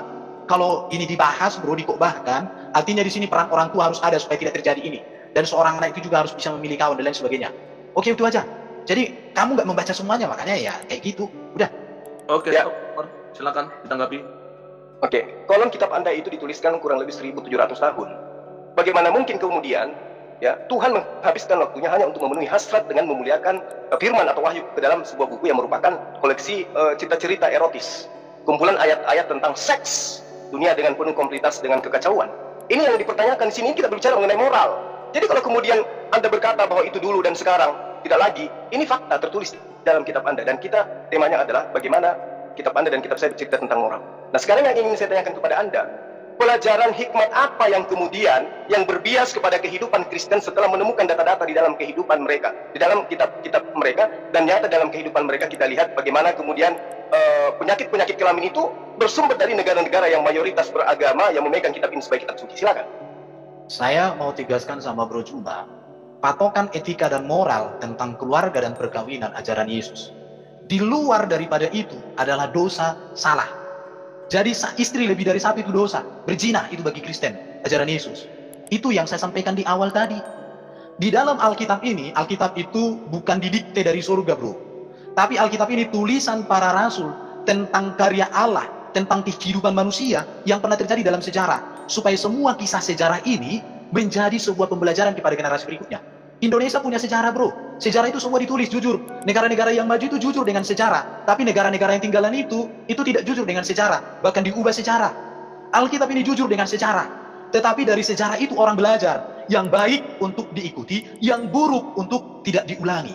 Itu, bro. Jadi belajar sejarah seperti itu. Karena kisah di dalam Alkitab ini kan sudah terjadi di masa lalu. Dan ini kisah yang sudah terjadi, tapi dalam sejarah itu. Maka di dalam ajaran Kristen, Allah berbicara melalui sejarah. Oke, itu aja. Ya, silakan. Ya, di dalam Ulangan 22 pasal 28 sampai 29, di situ diterangkan bahwa kalau ada seorang perempuan diperkosa, maka dia harus dinikahkan dengan yang memperkosanya. Ini kenapa seperti ini jadinya? Kalau seperti ini yang ada di dalam kitab Anda, berarti enak di laki-lakinya dong. Setiap ada laki-laki yang mengingini seorang perempuan, tinggal diperkosa aja, baru kemudian dinikahkan berdasarkan dengan kitab Anda. Ulangan 22 ayat 28 sampai 29. Silakan. Oke, ini dibandingkan ya dengan Keluaran 22 16 17. Apabila seseorang membujuk seorang anak perawan yang belum bertunangan dan tidur dengan dia, maka harus dia mengambilnya menjadi istrinya dengan membawa mas kawin. Jika ayat, ingat, pedoman tentang moral dan etika, tadi saya sudah sebut di awal, kalau hukum tentang moral, itu semua disempurnakan, diterima oleh Yesus tentang moral, yang hukum Taurat itu. Tetapi kalau ini sudah berbicara, ini, tentang apa ini? Ini dikatakan di sini ayat berapa tadi, lupa. Apabila, bukan disuruh.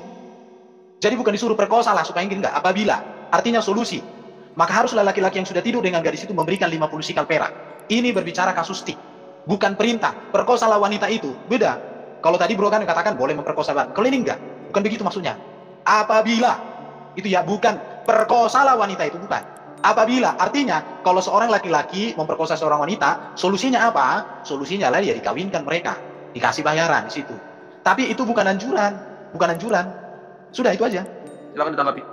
Ya, ini ayat, apabila seorang bertemu dengan seorang gadis, ia masih perawan dan belum bertunangan, memaksa gadis itu dengan dia, dan keduanya kedapatan, maka haruslah laki-laki yang sudah tidur dengan gadis itu memberikan 50 sikal perak kepada ayah gadis itu, dan gadis itu harusnya mencari istrinya, sebab laki-laki itu telah memperkosa, selama hidupnya tidak boleh laki-laki itu menyuruh dia pergi. Nah ini kalau ini terjadi, hukumannya hanya menikahi wanita yang diperkosa, maka tidak menutup kemungkinan orang-orang yang membaca dalil ini akan mencari wanita yang paling cantik di lingkungannya lalu diperkosa untuk supaya menjadi istrinya. Itu gimana? Ini moral, silakan. Konteksnya ini bangsa Israel di padang gurun. Mereka sedang berjalan menuju tanah Kanaan. Itu konteksnya. Jadi konteksnya di situ ya seperti itu. Dan patokan orang Kristen bukan lagi tentang ini, bro. Bukan lagi tentang ini, karena Yesus sudah datang untuk menyempurnakan bahwa tidak boleh memperkosa. Kalau sudah orang memperkosa, hukumnya ada di negara masing-masing. Untuk orang Yahudi pada waktu itu ini hukumnya. Tapi untuk sekarang beda lagi hukumnya. Hukum di Indonesia orang memperkosa, ada undang-undang KUHP. Tetapi di dalam ajaran Yesus nggak boleh memperkosa, itu jelas. Nggak boleh mengambil istri orang lain, jelas. Itu ajaran Yesus. Kalau orang melakukan apa itu, gereja kan tidak memiliki badan hukum untuk menghukum orang. Karena hukum gereja dengan hukum negara, dua hukum yang berbeda. Karena Kristen kan hidup di dalam negara dan hidup juga secara Alkitab. Jadi orang Yahudi pada waktu ini sudah menjadi hukum bangsa mereka, makanya mereka terapkan. Tapi sekarang orang Kristen tidak lagi berpedoman kepada di sini. Karena di Indonesia hukumnya sudah ada. Seperti itu penerapannya. Bukan berarti ini kita praktekkan. Makanya apa yang terjadi di sini itu bukan lagi acuan bagi kekristenan. Bukan. Karena ini semua berbicara konteks Israel waktu itu. Ya, silakan ditanggapi. Ya, di dalam 1 Timotius ya, pasal 2 di nomor 12 sampai nomor 13 itu diterangkan perempuan tidak boleh menjadi guru. Perempuan tidak boleh menjadi pengajar. Ini moral apa yang sangat diskriminasi terhadap seorang perempuan? Silakan. 1 Timotius 2 nomor 12 sampai nomor 13. Oke ya, mengenai sikap orang laki-laki dan perempuan dalam ibadah jemaah.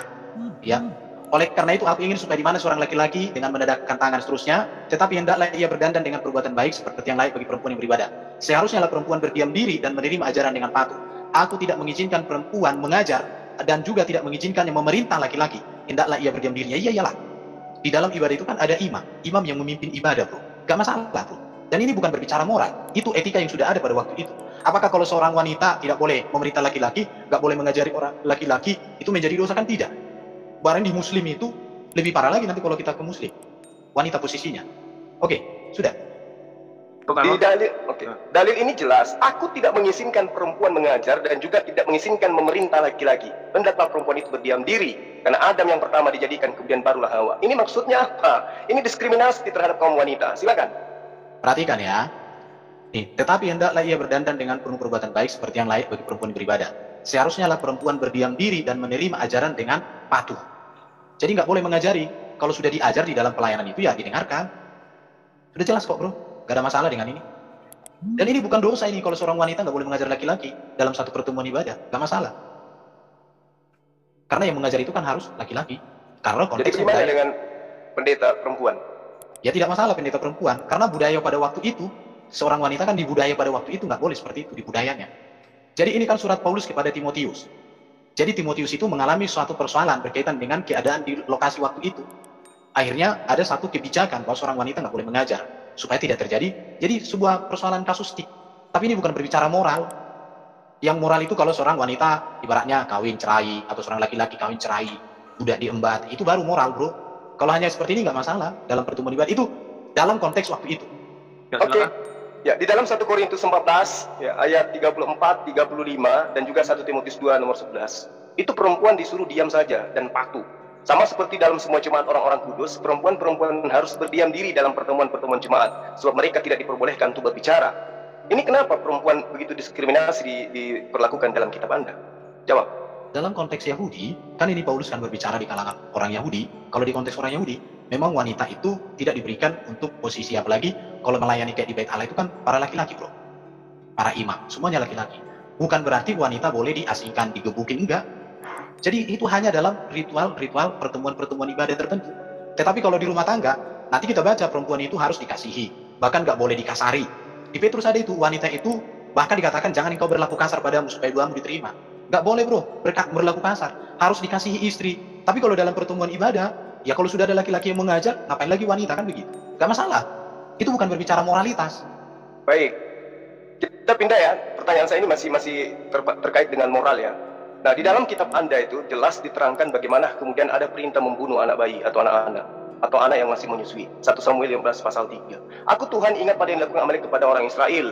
Pergilah sekarang, kalahkanlah orang Amalek, tumpaslah segala apa yang ada padanya, dan jangan belas kasihan kepada mereka. Bunuhlah semuanya, laki-laki atau perempuan, karena anak atau anak-anak yang masih menyusui, lembu maupun domba, onta maupun kera. Ini kenapa? Kesalahan mereka anak-anak ini apa coba? Kenapa kemudian diperintahkan dibunuh semuanya, ditumpas semua yang bernapas di dalamnya? Silakan. Pada waktu itu, bangsa Amalek itu bangsa yang amoral. Bahkan bangsa Israel dipersiapkan oleh Tuhan untuk menjadi berkat sekaligus menjadi kutuk untuk bangsa-bangsa kanak-kanak. Maka panggilan Tuhan kepada Abraham kan jelas. Oleh keturunanmu semua bangsa di bumi, tetapi mereka juga dipakai Tuhan sampai genap kejahatan orang-orang Kanaan. Makanya bangsa Israel itu dibentuk Tuhan 400-an tahun di Mesir. Jadi orang Amalek itu kenapa ditumpas? Ini bisa dikaitkan dengan peristiwa Lot. Kenapa Sodom dan Gomora itu dihancurkan Tuhan? Karena memang di sana sudah terjadi amoral. Kenapa peristiwa Nuh yang selamat hanya 8 orang? Karena peristiwa amoral yang sangat luar biasa. Jadi bangsa Amalek itu memang sudah benar-benar jahat. Dan ingat ya, bangsa Israel dipakai Tuhan menjadi berkat, tapi juga dipakai menjadi alat penghukuman untuk bangsa-bangsa Kanaan. Itu jelas, jadi kronologi peristiwanya jelas. Dan itu terjadi, sudah terjadi. Tetapi kalau konteks sekarang, Yesus sudah datang membawa hukum kasih, mengasihi orang berdosa dikatakan, mengampuni, berbuat baik kepada mereka. Itu konteks pada waktu itu, bro. Jadi orang Kristen melihat ini sebagai sebuah peristiwa yang terjadi di masa lalu, tetapi tidak menjadi acuan untuk kita bersikap lagi kepada orang di masa kini. Tetapi kita melihat kekudusan Tuhan terhadap bangsa-bangsa yang amoral melalui bangsa Israel. Karena mereka menolak bangsa Israel waktu itu. Jelas itu. Silakan. Oke, terima stop. Silakan. Oke. Di dalam kitab Anda ya, jelas diterangkan di dalam Yohanes 13 pasal 23 ini berbicara mengenai moral ya. Di situ diterangkan seorang di antara murid Yesus itu ya duduk bersandar di dada Yesus. Itu siapa murid ini? Apakah dia laki-laki atau dia perempuan? Silakan. Ya murid Yesus kan nggak ada perempuan, bro, disebutkan semua laki-laki, sudah terjawab. Berarti laki-laki yang bersandar di dada Yesus? Ya tidak masalah bersandar di dadanya itu menunjukkan kasihnya. Oh, jadi boleh kalau laki-laki bersandar di dada laki-laki gitu? Coba kita lihat ayatnya. Silakan. Yes, Yohanes berapa tadi? 13? Yohanes 13 nomor 23. Yohanes 13 ayat 23. Iya. Bersandar dekat kepadanya. Ah, bro, ini salah membaca ini. Itu terjemahan baru. Ya sudah, kan di situ bersandar dekat kepadanya. Oke, sekarang saya cek bahasa Yunani sebentar, stop dulu. Bersandar satu dari muridnya pada dada Yesus dan dia mengasihi Yesus. Mengangguk sebagai isyarat maka kepadanya Simon Petrus. Ya tidak masalah, bro. Iya. Bersandar di dada Yesus itu menunjukkan bahwa Yesus sangat dekat dengan murid-murid. Kemudian murid itu Simon Petrus memberi syarat dan berkata, tanyalah siapa yang dimaksudnya. Murid yang duduk dekat Yesus itu berpaling dan berkata kepadanya, Tuhan siapakah itu? Tidak masalah, bro. Iya. Ya, waktu Anda tidak jalan loh dari tadi. Oh, sorry. Iya, itu tanda kedekatan.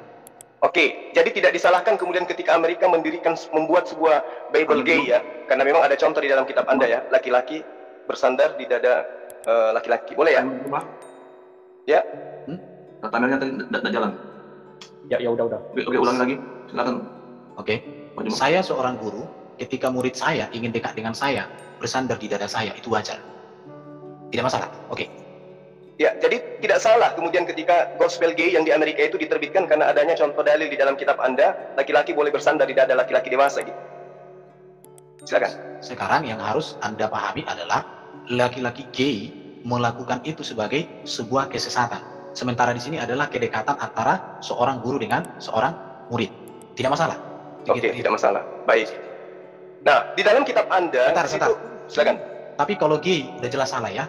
Karena Yesus tidak membenarkan, jangankan gay, poligami aja udah dosa, apalagi gay. Bahkan dikatakan juga, bahkan Paulus katakan, pemburit tidak masuk surga loh ya. Pemburit itu bagian dari gay itu, gak masuk surga. Jelas itu. Jadi kalau kamu memakai acuannya gay, jangan-jangan kamu sama dengan itu. Masa kamu samakan gay dengan Yesus? Kan namanya kurang ajar itu.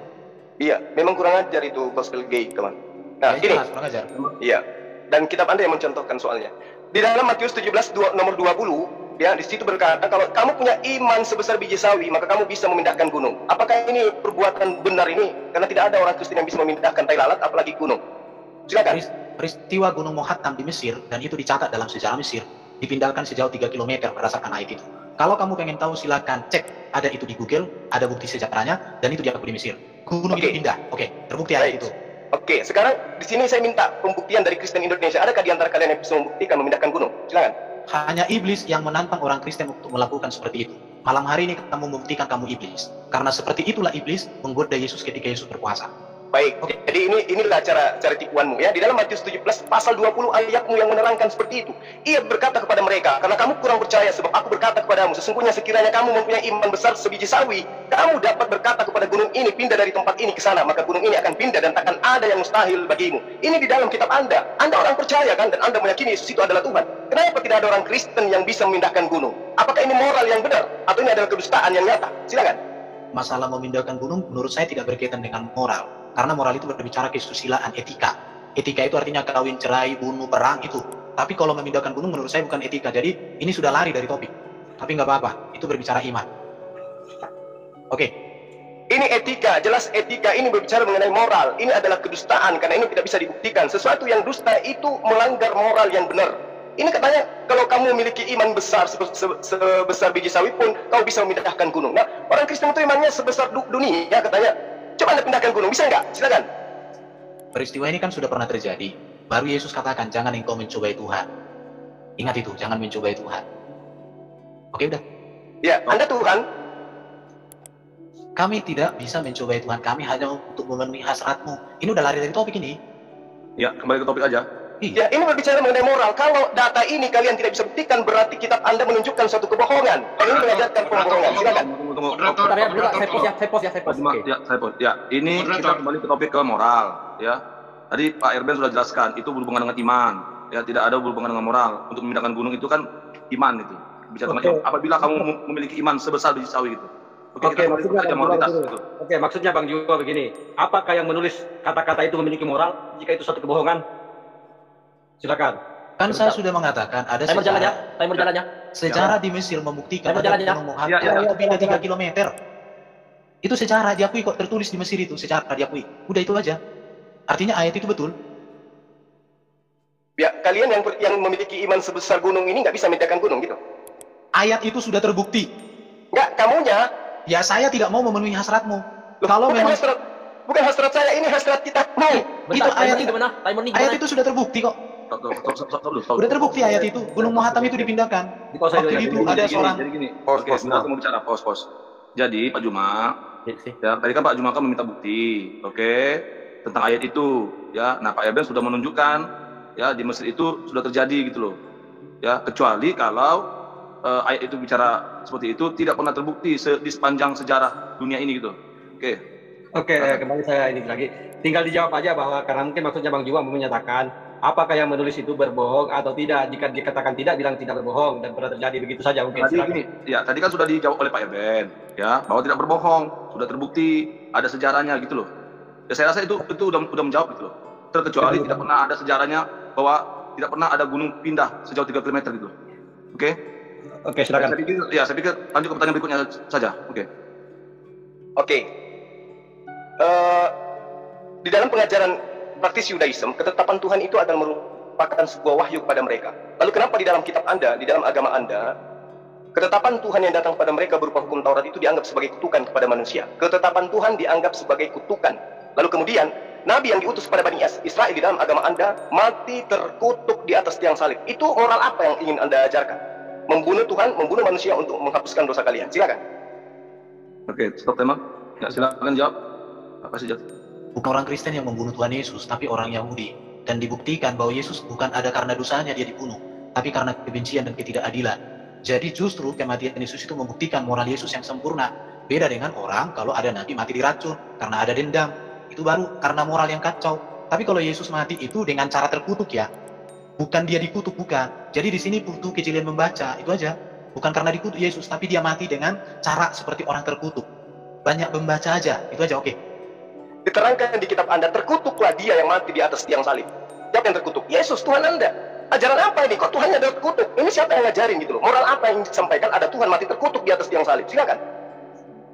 Jadi Yesus mati di salib itu kan dikatakan mati dengan cara orang terkutuk, maka dia terkutuk, terhukum dia di sana dengan cara itu artinya di situ. Jadi butuh kejelian membaca. Kalau kamu baca hanya ayat itu, nggak kamu lihat penjelasan berikutnya, ya repot bro. Waktu menjelaskan itu saya bisa jelaskan, cuman ini waktunya udah banyak. Tapi saya mau katakan, bicara moral itu bukan masalah mati Yesus. Oke, timer habis. Silakan tanggapi Pak Juma. Ya, yang saya tahu, agama Anda mengajarkan Tuhan Anda mati terkutuk di atas tiang salib, dan itu adalah ajaran yang sangat tidak bermoral. Tuhan dinyatakan datang, dilahirkan oleh manusia, kemudian dibunuh oleh manusia, lalu kemudian dikutuk oleh manusia untuk menebus dosa-dosa manusia. Ini ajaran yang sangat tidak bermoral. Kenapa? Karena ada Tuhan dikutuk oleh makhluk. Harusnya makhluk yang Tuhan yang mengutuk makhluk. Ini justru Anda yang mengutuk Yesus ini di atas tiang salib. Terima kasih. Habis timer. Oke, terima kasih kepada narasumber yang bertanya Pak Juma dan yang menjawab Pak Kasih Sejati. Yaitu jangan sampai kalian salah memilih ustadz. Mari kita simak apa yang diungkapkan oleh profesor dan cendekiawan muslim yang satu ini.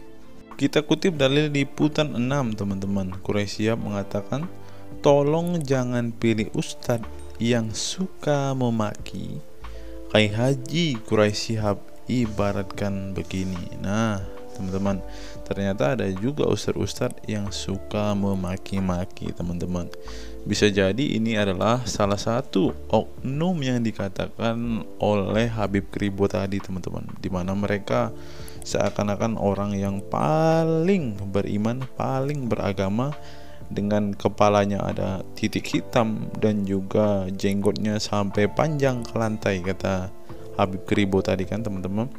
Di era modern ini, ketika ceramah agama mudah diakses melalui berbagai media, umat Islam dihadapkan pada pilihan beragama, ustadz atau penceramah yang dapat mereka ikuti. Namun tidak semua pendakwah menggunakan cara yang sejuk dan penuh hikmah dalam menyampaikan pesan agama. Menanggapi fenomena ini, wah ini ternyata sebuah fenomena nih teman-teman, berarti sudah sering terjadi nih teman-teman. Profesor Kiai Haji Quraisy Shihab, seorang cendekiawan muslim, terkemuka menekankan pentingnya memilih ustadz yang tidak memaki-maki dalam dakwahnya. Quraisy Shihab mengingatkan bahwa dakwah adalah ajakan kepada kebaikan yang harus disampaikan dengan cara yang baik pula. Ia menekankan pentingnya mencontoh akhlak Nabi Muhammad SAW yang selalu lemah lembut dalam menyampaikan ajaran Islam. Mengutip sabda Nabi Muhammad, barang siapa yang beriman kepada Allah dan hari akhir, hendaklah ia berkata baik atau diam. Ayahanda presenter Nasyo Shihab menegaskan bahwa ini adalah pedoman penting bagi para pendakwah.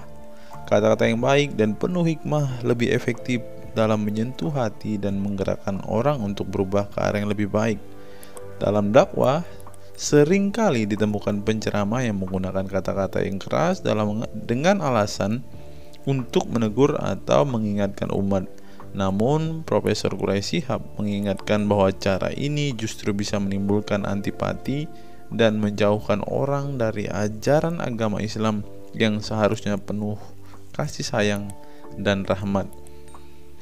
Menukil Islam.co, Quraisy Shihab menjelaskan hal yang menarik ketika ditanya seseorang terkait kriteria ustadz yang tepat untuk dijadikan panutan atau sebagai penceramah. Mantan rektor lain, sekarang UIN, Syarif Hidayatullah Jakarta, ini menjelaskan dengan penuh kasih ibarat seorang bapak menasihati anaknya. Pilihlah ustadz yang menganut paham moderat. Anda tidak akan mendengar makian, tutur mantan Menteri Agama ke-16 masa Presiden Soeharto ini. Quraisy Shihab menjelaskan bahwa ustadz yang wasatiyah akan terbuka untuk dikritik dan tidak fanatik dengan satu pandangan dan menilai pandangan yang orang lain salah. Quraisy Shihab menjelaskan bahwa ustadz wasatiyah akan terbuka untuk dikritik dan tidak fanatik dengan satu pandangan dan menilai pandangan orang lain salah. Ustadz yang wasatiyah memahami bahwa jalan menuju agama itu besar dan memiliki jalan-jalan kecil untuk menuju jalan besar itu. Karena dalam rincian ajaran agama yang Tuhan tanyakan adalah hasilnya, misalnya 5 tambah 5 10, tapi bisa juga 7 tambah 3 lanjutnya. Salah satu ciri ustadz yang wasatiyah menurutnya adalah berpengetahuan luas. Ustadz yang berpengetahuan luas akan mampu menilai dan menghargai suatu pendapat, sedangkan ustadz yang sempit pengetahuannya akan mudah menyalahkan. Semakin luas pengetahuan seseorang, semakin besar toleransinya. Semakin sempit, semakin bodoh tandasnya. Nah, teman-teman muslim, silahkan kalian mau milih ustadz yang modelnya seperti ini. Karena ustadz yang berilmu itu seperti yang dikatakan oleh Bapak Quraisy Shihab ini, bahwa mereka pasti adalah orang yang sangat toleransi. Tetapi jika ustadzmu kamu dapati tidak bisa bertoleransi atau orang yang intoleran, maka mereka bisa dikatakan ustadz yang BODOH, kata Quraisy Shihab. Nah, pertanyaannya adalah, apakah Zuma termasuk standar ustadz yang baik atau ustadz yang toleran? Mari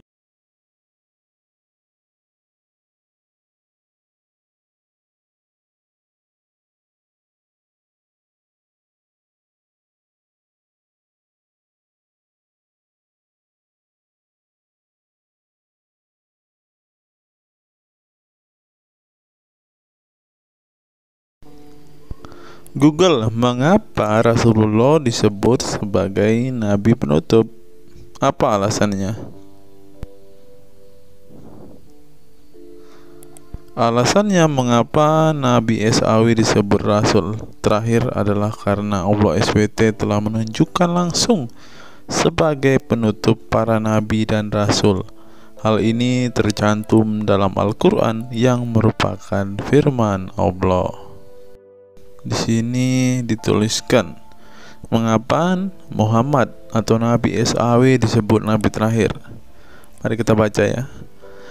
Katamul Anbiya merupakan salah satu julukan Nabi Muhammad yang berarti penutup para nabi, sesuai dengan firman Allah SAW dalam surat Al-Ashab ayat 40 yang berbunyi, artinya Muhammad itu sekali-sekali bukanlah bapak dari seorang laki-laki di antara kamu, tetapi dia adalah Rasul Allah dan penutup nabi-nabi, dan adalah Allah Maha mengetahui segala sesuatu.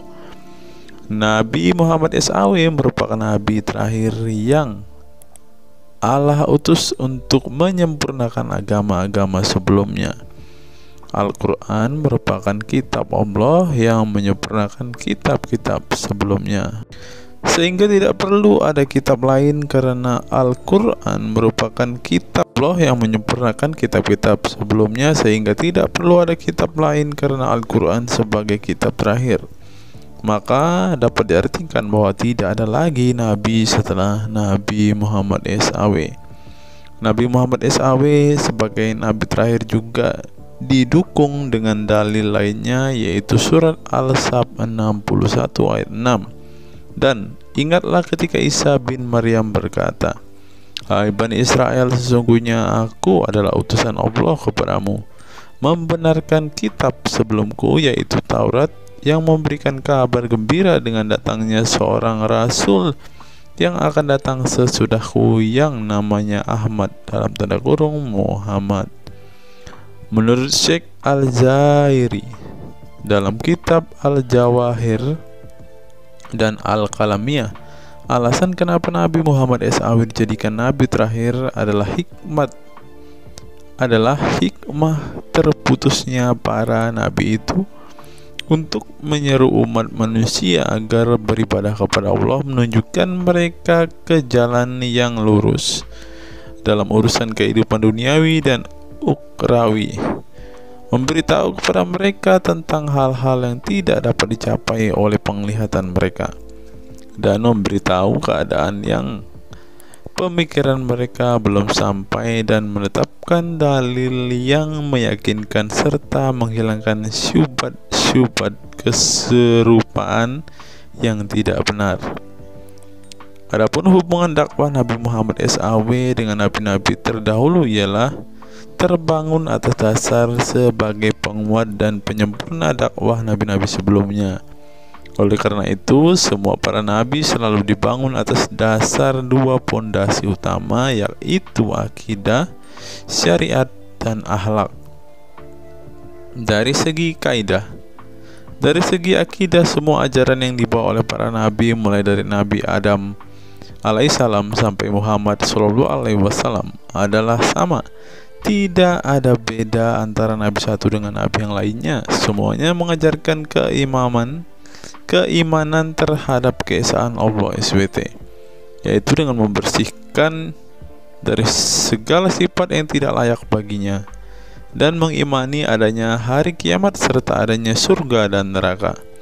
Maka dari itu semua para nabi menyerukan kepada kaumnya masing-masing antara dasar iman kepada Allah, dan semua para nabi setelahnya saling membenarkan ajaran yang telah dibawa oleh para nabi sebelumnya. Adapun dari segi syariat yang mengatur tatanan kehidupan masyarakat dan individu terhadap perbedaan dalam metode dan kuantitasnya antara satu nabi dengan yang lain. Hal itu disebabkan karena syariat tersebut dalam ranah pelaksanaan bukan sebuah pengabaran seperti akidah. Perkembangan zaman dan perbedaan bangsa yang satu dengan bangsa yang lainnya turut mempengaruhi syariat mereka satu sama lain. Diutusnya satu nabi itu adalah khusus untuk umatnya pada waktu itu, bukan umum untuk semua manusia. Sebuah hukum syariat terbatas dalam ruang lingkup yang sempit sesuai dengan umatnya pada waktu itu secara khusus. Nah, dari bagian pertama ini kita mengetahui teman-teman mengapa Rasulullah ini dikatakan sebagai nabi penutup, karena Rasulullah juga mengajarkan kepada keesaan Allah, teman-teman. Nah, seperti yang terus di sini. Semuanya mengajarkan keimanan terhadap keesaan Allah SWT, yaitu dengan membersihkan dari sifat segala yang tidak layak baginya dan mengimani adanya hari kiamat dan adanya surga dan neraka. Salah satu alasan mengapa Rasulullah disebut sebagai nabi penutup adalah ini, teman-teman. Mari kita lihat fakta berikutnya. Menurut kumparan, teman-teman, alasan mengapa Rasulullah SAW disebut nabi terakhir, teman-teman. Mari kita simak ya. Saya berharap teman-teman tidak bosan mendengar setiap fakta-fakta yang kita bukakan ini, karena dengan melihat fakta-fakta ini setidaknya kita belajar, teman-teman, dan dapat memaklumi mengapa sih saudara-saudara muslim kita itu sangat-sangat menjunjung tinggi Rasulullah, teman-teman. Mari kita simak. Nabi Muhammad SAW adalah nabi yang ke-25 dalam Al-Quran. Sebagai umat Islam, kita diwajibkan mempercayai bahwa tidak ada rasul lain setelah kematian Nabi Muhammad SAW. Sebenarnya mengapa Nabi SAW disebut rasul terakhir? Bukan tanpa alasan Allah SWT memilih Nabi Muhammad SAW sebagai rasul terakhir, sehingga kita dilarang untuk mempercayai bahwa adanya rasul setelah Nabi Muhammad SAW meninggal dunia, bahkan sampai memiliki cara pandang berbeda dengan beliau. Nah, jadi teman-teman kita, saudara-saudara kita tidak percaya ada nabi setelah Nabi Muhammad, teman-teman. Terlebih ada yang nabi yang membawa ajaran-ajaran yang berbeda dari apa yang diajarkan oleh Rasulullah. Berikutnya, alasan dibalik Nabi Muhammad SAW disebut rasul terakhir. Nabi Muhammad SAW ditunjuk menjadi rasul terakhir Allah SWT dan mendapatkan Al-Quran yang merupakan kitab sempurna dari kitab-kitab sebelumnya. Nah, mereka percaya juga kitab mereka adalah kitab yang paling sempurna, karena kitab-kitab sebelumnya tidak sempurna maka disempurnakan oleh Al-Quran, teman-teman. Artinya wahyu yang sudah diterima Nabi Muhammad SAW sudah terputus sejak beliau meninggal dunia. Ibnu Katsir menjelaskan, ini merupakan nikmat Allah Subhanahu wa Ta'ala yang terbesar atas umat ini. Allah Subhanahu wa Ta'ala telah menyempurnakan untuk mereka agama mereka, sehingga mereka tidak lagi membutuhkan agama selain agama mereka. Mereka tidak pula membutuhkan nabi selain nabi mereka. Oleh karena itu Allah Subhanahu wa Ta'ala menjadikannya sebagai penutup para nabi. Allah Subhanahu wa Ta'ala mengutus beliau kepada manusia dan kepada jin. Nah, jadi teman-teman, Rasulullah juga bukan hanya dikirim kepada umat muslim, kepada manusia-manusia yang percaya dan memutuskan untuk memeluk agama Islam saat ini, ternyata juga kepada para jin, teman-teman. Allah Subhanahu wa Ta'ala berfirman, artinya Muhammad itu sekali-kali bukanlah bapak dari seorang laki-laki di antara kamu, tetapi dia adalah Rasulullah dan penutup nabi-nabi, dan adalah Allah Maha mengetahui segala sesuatu. Dikutip dari buku situs-situs dalam Al-Quran oleh Syarifuddin Al-Fikri, para ahli bahasa memberikan makna terhadap kata ma dalam surat Al-Ahzab ayat 40 dengan al-istitsaku wal ma'u, yang artinya memastikan dan menolak sesuatu. Sehingga Al-Quran menyebutkan bahwa Nabi Muhammad SAW sebagai katam an-nabiyin. Artinya pasti tidak ragu beliau seorang nabi terakhir dan menolak orang mengaku di kemudian hari. Adapun alasan dibalik Nabi Muhammad SAW sebagai Rasul terakhir dijelaskan oleh Syekh Al-Zairi dalam Al-Jawahir Al-Kalamiyah. Sebenarnya Nabi kita Muhammad dikatakan sebagai penutup para nabi itu hanya karena sesungguhnya hikmat terputusnya para nabi itu menyeru umat manusia agar beribadah kepada Allah, menunjukkan mereka ke jalan yang lurus dalam urusan kehidupan duniawi dan ukhrawi, memberitahu kepada mereka tentang hal-hal yang tidak dapat dicapai oleh penglihatan mereka, dan memberitahu keadaan yang pemikiran mereka belum sampai, dan menetapkan dalil yang meyakinkan serta menghilangkan syubhat-syubhat keserupaan-keserupaan yang tidak benar.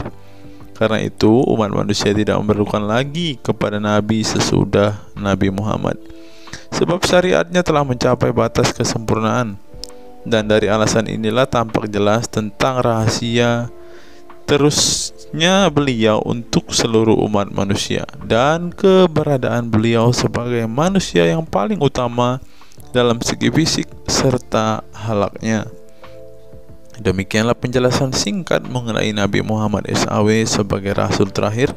Semoga dengan mengetahuinya dapat menambah meneladani beliau sebagai sosok yang sempurna.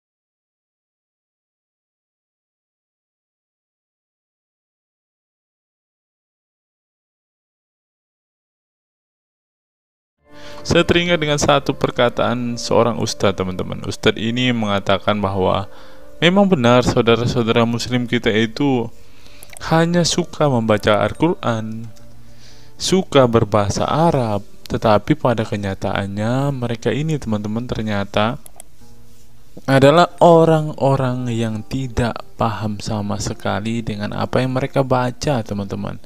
Dan akhirnya Ustadz ini mengatakan bahwa saudara-saudara muslim kita ini seperti keledai, teman-teman. Mari kita dengarkan apa yang disampaikan Ustadz ini. Kita bangga menghafal Al-Quran tapi tidak memahami Al-Quran. Senang mengulang berbahasa Arab tapi tidak mengerti bahasa Arab. Suka membaca Al-Quran tapi tidak memahami maknanya. Akhirnya apa? Menjadi keledai di Indonesia. Tidak sampai di situ saja, teman-teman. Menurut NU Online, seperti yang disampaikan oleh Gus Baha, ingin umat Islam banyak baca Al-Quran meski tak paham maknanya. Teman-teman bisa baca sendiri ya judul artikel ini. Artikel ini mengatakan seorang Gus ingin umatnya itu semua umatnya dia ingin bahwa mereka harus mau dan rajin membaca Al-Quran, teman-teman. Walaupun ya pada kenyataannya apa yang mereka baca mereka tidak ketahui, apa yang mereka baca mereka tidak tahu maknanya, teman-teman. Mari kita dengarkan dan lihat apa isi dari artikel yang diransir oleh NU Online ini, teman-teman. Jakarta, NU Online. Rais Syuriah Pengurus Besar Nahdlatul Ulama PBNU Kiai Haji Ahmad Bahaudin Nur Salim yang biasa dikenal dengan Gus Baha mengingatkan umat muslim atau umat Islam untuk memperbanyak membaca Al-Quran meski tidak memahami maknanya. Waduh, gak bahaya kah ini?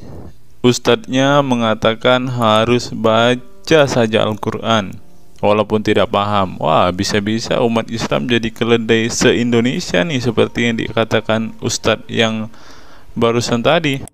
Karena semuanya disuruh baca, disuruh hafal, tidak peduli tahu atau tidak arti dan maknanya. Aduh, bagaimana ini, teman-teman? Sebagai kitab suci, Al-Quran harus lebih dekat dengan umat Islam. Cara mendekatinya bisa dengan mempelajari dan memahami kandungan Al-Quran atau membacanya. Membaca Al-Quran lebih bernilai ibadah, terutama di bulan suci Ramadan. Saya paling sangat ingin di Ramadan ini banyak membaca Al-Quran, baik membaca secara qiraatan saja atau lebih jelasnya. Sebagaimana dikutip NU Online dari akun YouTube Santri Gayeng, menurut Gus Baha, membaca Al-Quran tidak harus menunggu paham arti dan tafsirnya, sebab membaca Al-Quran dari huruf ke huruf sudah bernilai ibadah. Meskipun seorang yang membacanya itu tidak paham arti dan maknanya, terlebih ketika membaca dan kemudian menjadikan isi Al-Quran sebagai bimbingan hidup. Gus Baha mencoba melogikakan orang yang membaca Al-Quran tetapi tidak memahami maknanya. Ia menjelaskan ketika seseorang membaca Al-Quran dan tidak paham maknanya, maka seseorang itu hanya menyibukkan diri dengan kalamullah. Hal ini menurut Gus Baha sesuatu yang baik. Tetapi Ustadz yang tadi mengatakan kalau hanya bisa membaca tetapi tidak ngerti maknanya, mereka sama dengan keledai di Indonesia. Nah, sekarang umat muslim bingung nih harus ngikutin yang mana, mau jadi keledai atau hanya menjadi pembaca tetapi tidak tahu apa-apa nih. Lanjut, teman-teman. Efek dari kesibukan dengan kalamullah itu pasti tidak melakukan maksiat.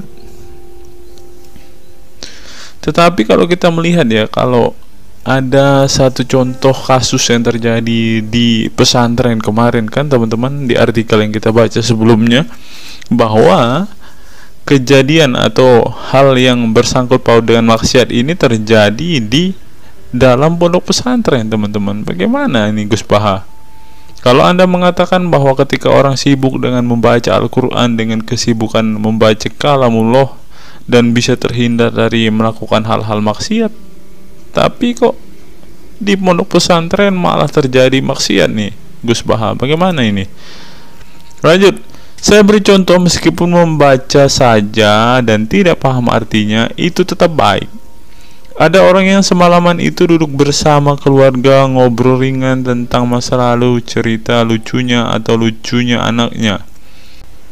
Pada malam itu ditulis oleh malaikat bahwa keluarga ini tidak maksiat, tidak dugem, tidak narkoba, dan tidak ke tempat maksiat, jelasnya. Gus Baha mengatakan keberkahan dari seorang muslim atau muslimah menyibukkan diri bercengkrama bersama keluarga, asik guyon dengan teman dan tetangga adalah tidak melakukan maksiat dan tidak macam-macam, apalagi jika saat itu membaca Al-Quran. Hal ini sesuai dengan kajian ilmu usul fikih yang dipelajari Gus Baha dari Al-Makfurlah Kiai Haji Maimun Zubair. Dia menegaskan bahwa di antara kebaikan agama Islam adalah meninggalkan itu adalah pekerjaan yang tidak butuh modal. Gus Baha menjelaskan, apabila seseorang ingin mendapat pahala sholat, maka harus sholat. Kalau ingin mendapat pahala haji, maka harus haji. Namun ada kebaikan yang tidak perlu modal, yaitu meninggalkan kemungkaran. Caranya cukup meninggalkan hal-hal yang dilarang Allah. Cara meninggalkan kemungkaran bisa dengan bercengkrama dengan keluarga, baca Al-Quran, bercanda dengan teman, dan hal positif lainnya. Sehingga kalau ada orang yang tanya, kenapa baca Al-Quran meskipun tidak paham itu dapat pahala? Satu, karena itu kalamullah. Kedua, sebagai kebaikan itu adalah meninggalkan kemaksiatan. Meninggalkan itu bisa dilakukan dengan hal-hal mudah. Ini pentingnya ngaji. Saya ngaji usul fikih dengan Kiai Haji Maimun, abahnya Gus Yasin, katanya. Gus Baha mengaku sejak kecil ia sudah terbiasa membaca dan mempelajari Al-Quran, bahkan hingga saat ini. Kebiasaan Gus Baha mempelajari Al-Quran yang berlangsung puluhan tahun ini membuatnya memiliki kecintaan yang mendalam dengan kitab suci yang diturunkan kepada Nabi Muhammad itu. Ia juga membaca banyak literatur klasik maupun modern untuk memahami Al-Quran. Kemudian melakukan diskusi dengan banyak pakar Al-Quran dari berbagai daerah dan negara tentang berbagai tema. Tetapi syukur-syukur bacanya Al-Quran itu paham. Artinya paham sesuai dengan kapasitas masing-masing. Saya mulai kecil hingga sekarang masih ngaji Al-Quran, masih belajar, juga masih terus mencari ilmu. Ucap pengasuh pondok pesantren Tahfidzul Quran LP3 IA Rembang, Jawa Tengah itu. Nah teman-teman, setelah mendengarkan apa yang dikatakan Ustadz Munzir Situmorang dan juga Gus Baha ini, taulah kita sekarang mengapa ketika ada debater Islam yang berdebat dengan saudara-saudara apologet Kristen kita, mereka tidak paham sama sekali dengan Quran mereka, dengan hadis mereka, karena ya seperti ini teman-teman. Membaca Al-Quran, menghafal Al-Quran itu adalah sebuah ibadah bagi kepercayaan mereka teman-teman. Walaupun mereka tidak paham apa yang mereka baca, walaupun mereka tidak mengerti sama sekali apa yang mereka baca teman-teman, yang penting dibaca saja, itu adalah sebuah amal baik. Nah teman-teman, kita belajar bahwa ketika apologet Kristen berdebat dengan para apologet Islam atau dengan para polemikus Muslim, inilah yang terjadi teman-teman. Mereka tidak paham sama sekali ketika mereka ditanya isi hadis dan Qur'annya. Karena pada intinya atau pada kenyataannya, seperti pengakuan dua ustadz ini tadi, bahwa memang benar umat muslim itu hanya senang membaca, hanya suka membaca hanya suka mengimani tetapi tidak paham sama sekali dengan apa yang mereka baca dan imani, teman-teman. Sebagai contoh, teman-teman, kita kalau melihat perdebatan antara Gurunda Zuma dengan apologet-apologet Kristen ya, ketika Zuma ditanyakan ayat-ayat Al-Quran atau hadis-hadisnya, Zuma pasti tidak pernah menjelaskan ayat dan hadis itu, teman-teman. Alasannya ya kita tahu ya, sekarang ternyata memang Zuma pun ternyata hanya hafal, hanya suka membaca tetapi tidak paham dan tidak mengerti sama sekali dengan apa yang mereka baca dan hafalkan, teman-teman. Ya, jadi kita bisa ambil kesimpulan bahwa orang-orang model seperti ini sama seperti keledai di Indonesia, seperti yang diungkapkan oleh Ustadz Munzir Situmorang tadi, teman-teman. Apa pendapat teman-teman setelah menyimak video ini? Silahkan tuliskan komentar waras teman-teman di kolom komentar video ini, agar banyak orang semakin waras dan semakin sadar bahwa hanya Yesuslah satu-satunya Tuhan dan Juru Selamat. Hanya Yesuslah satu-satunya yang menyediakan surga bagi setiap orang yang percaya kepadanya. Salam waras, salam sadar. Sampai bertemu di video-video kita berikutnya. God be with you all.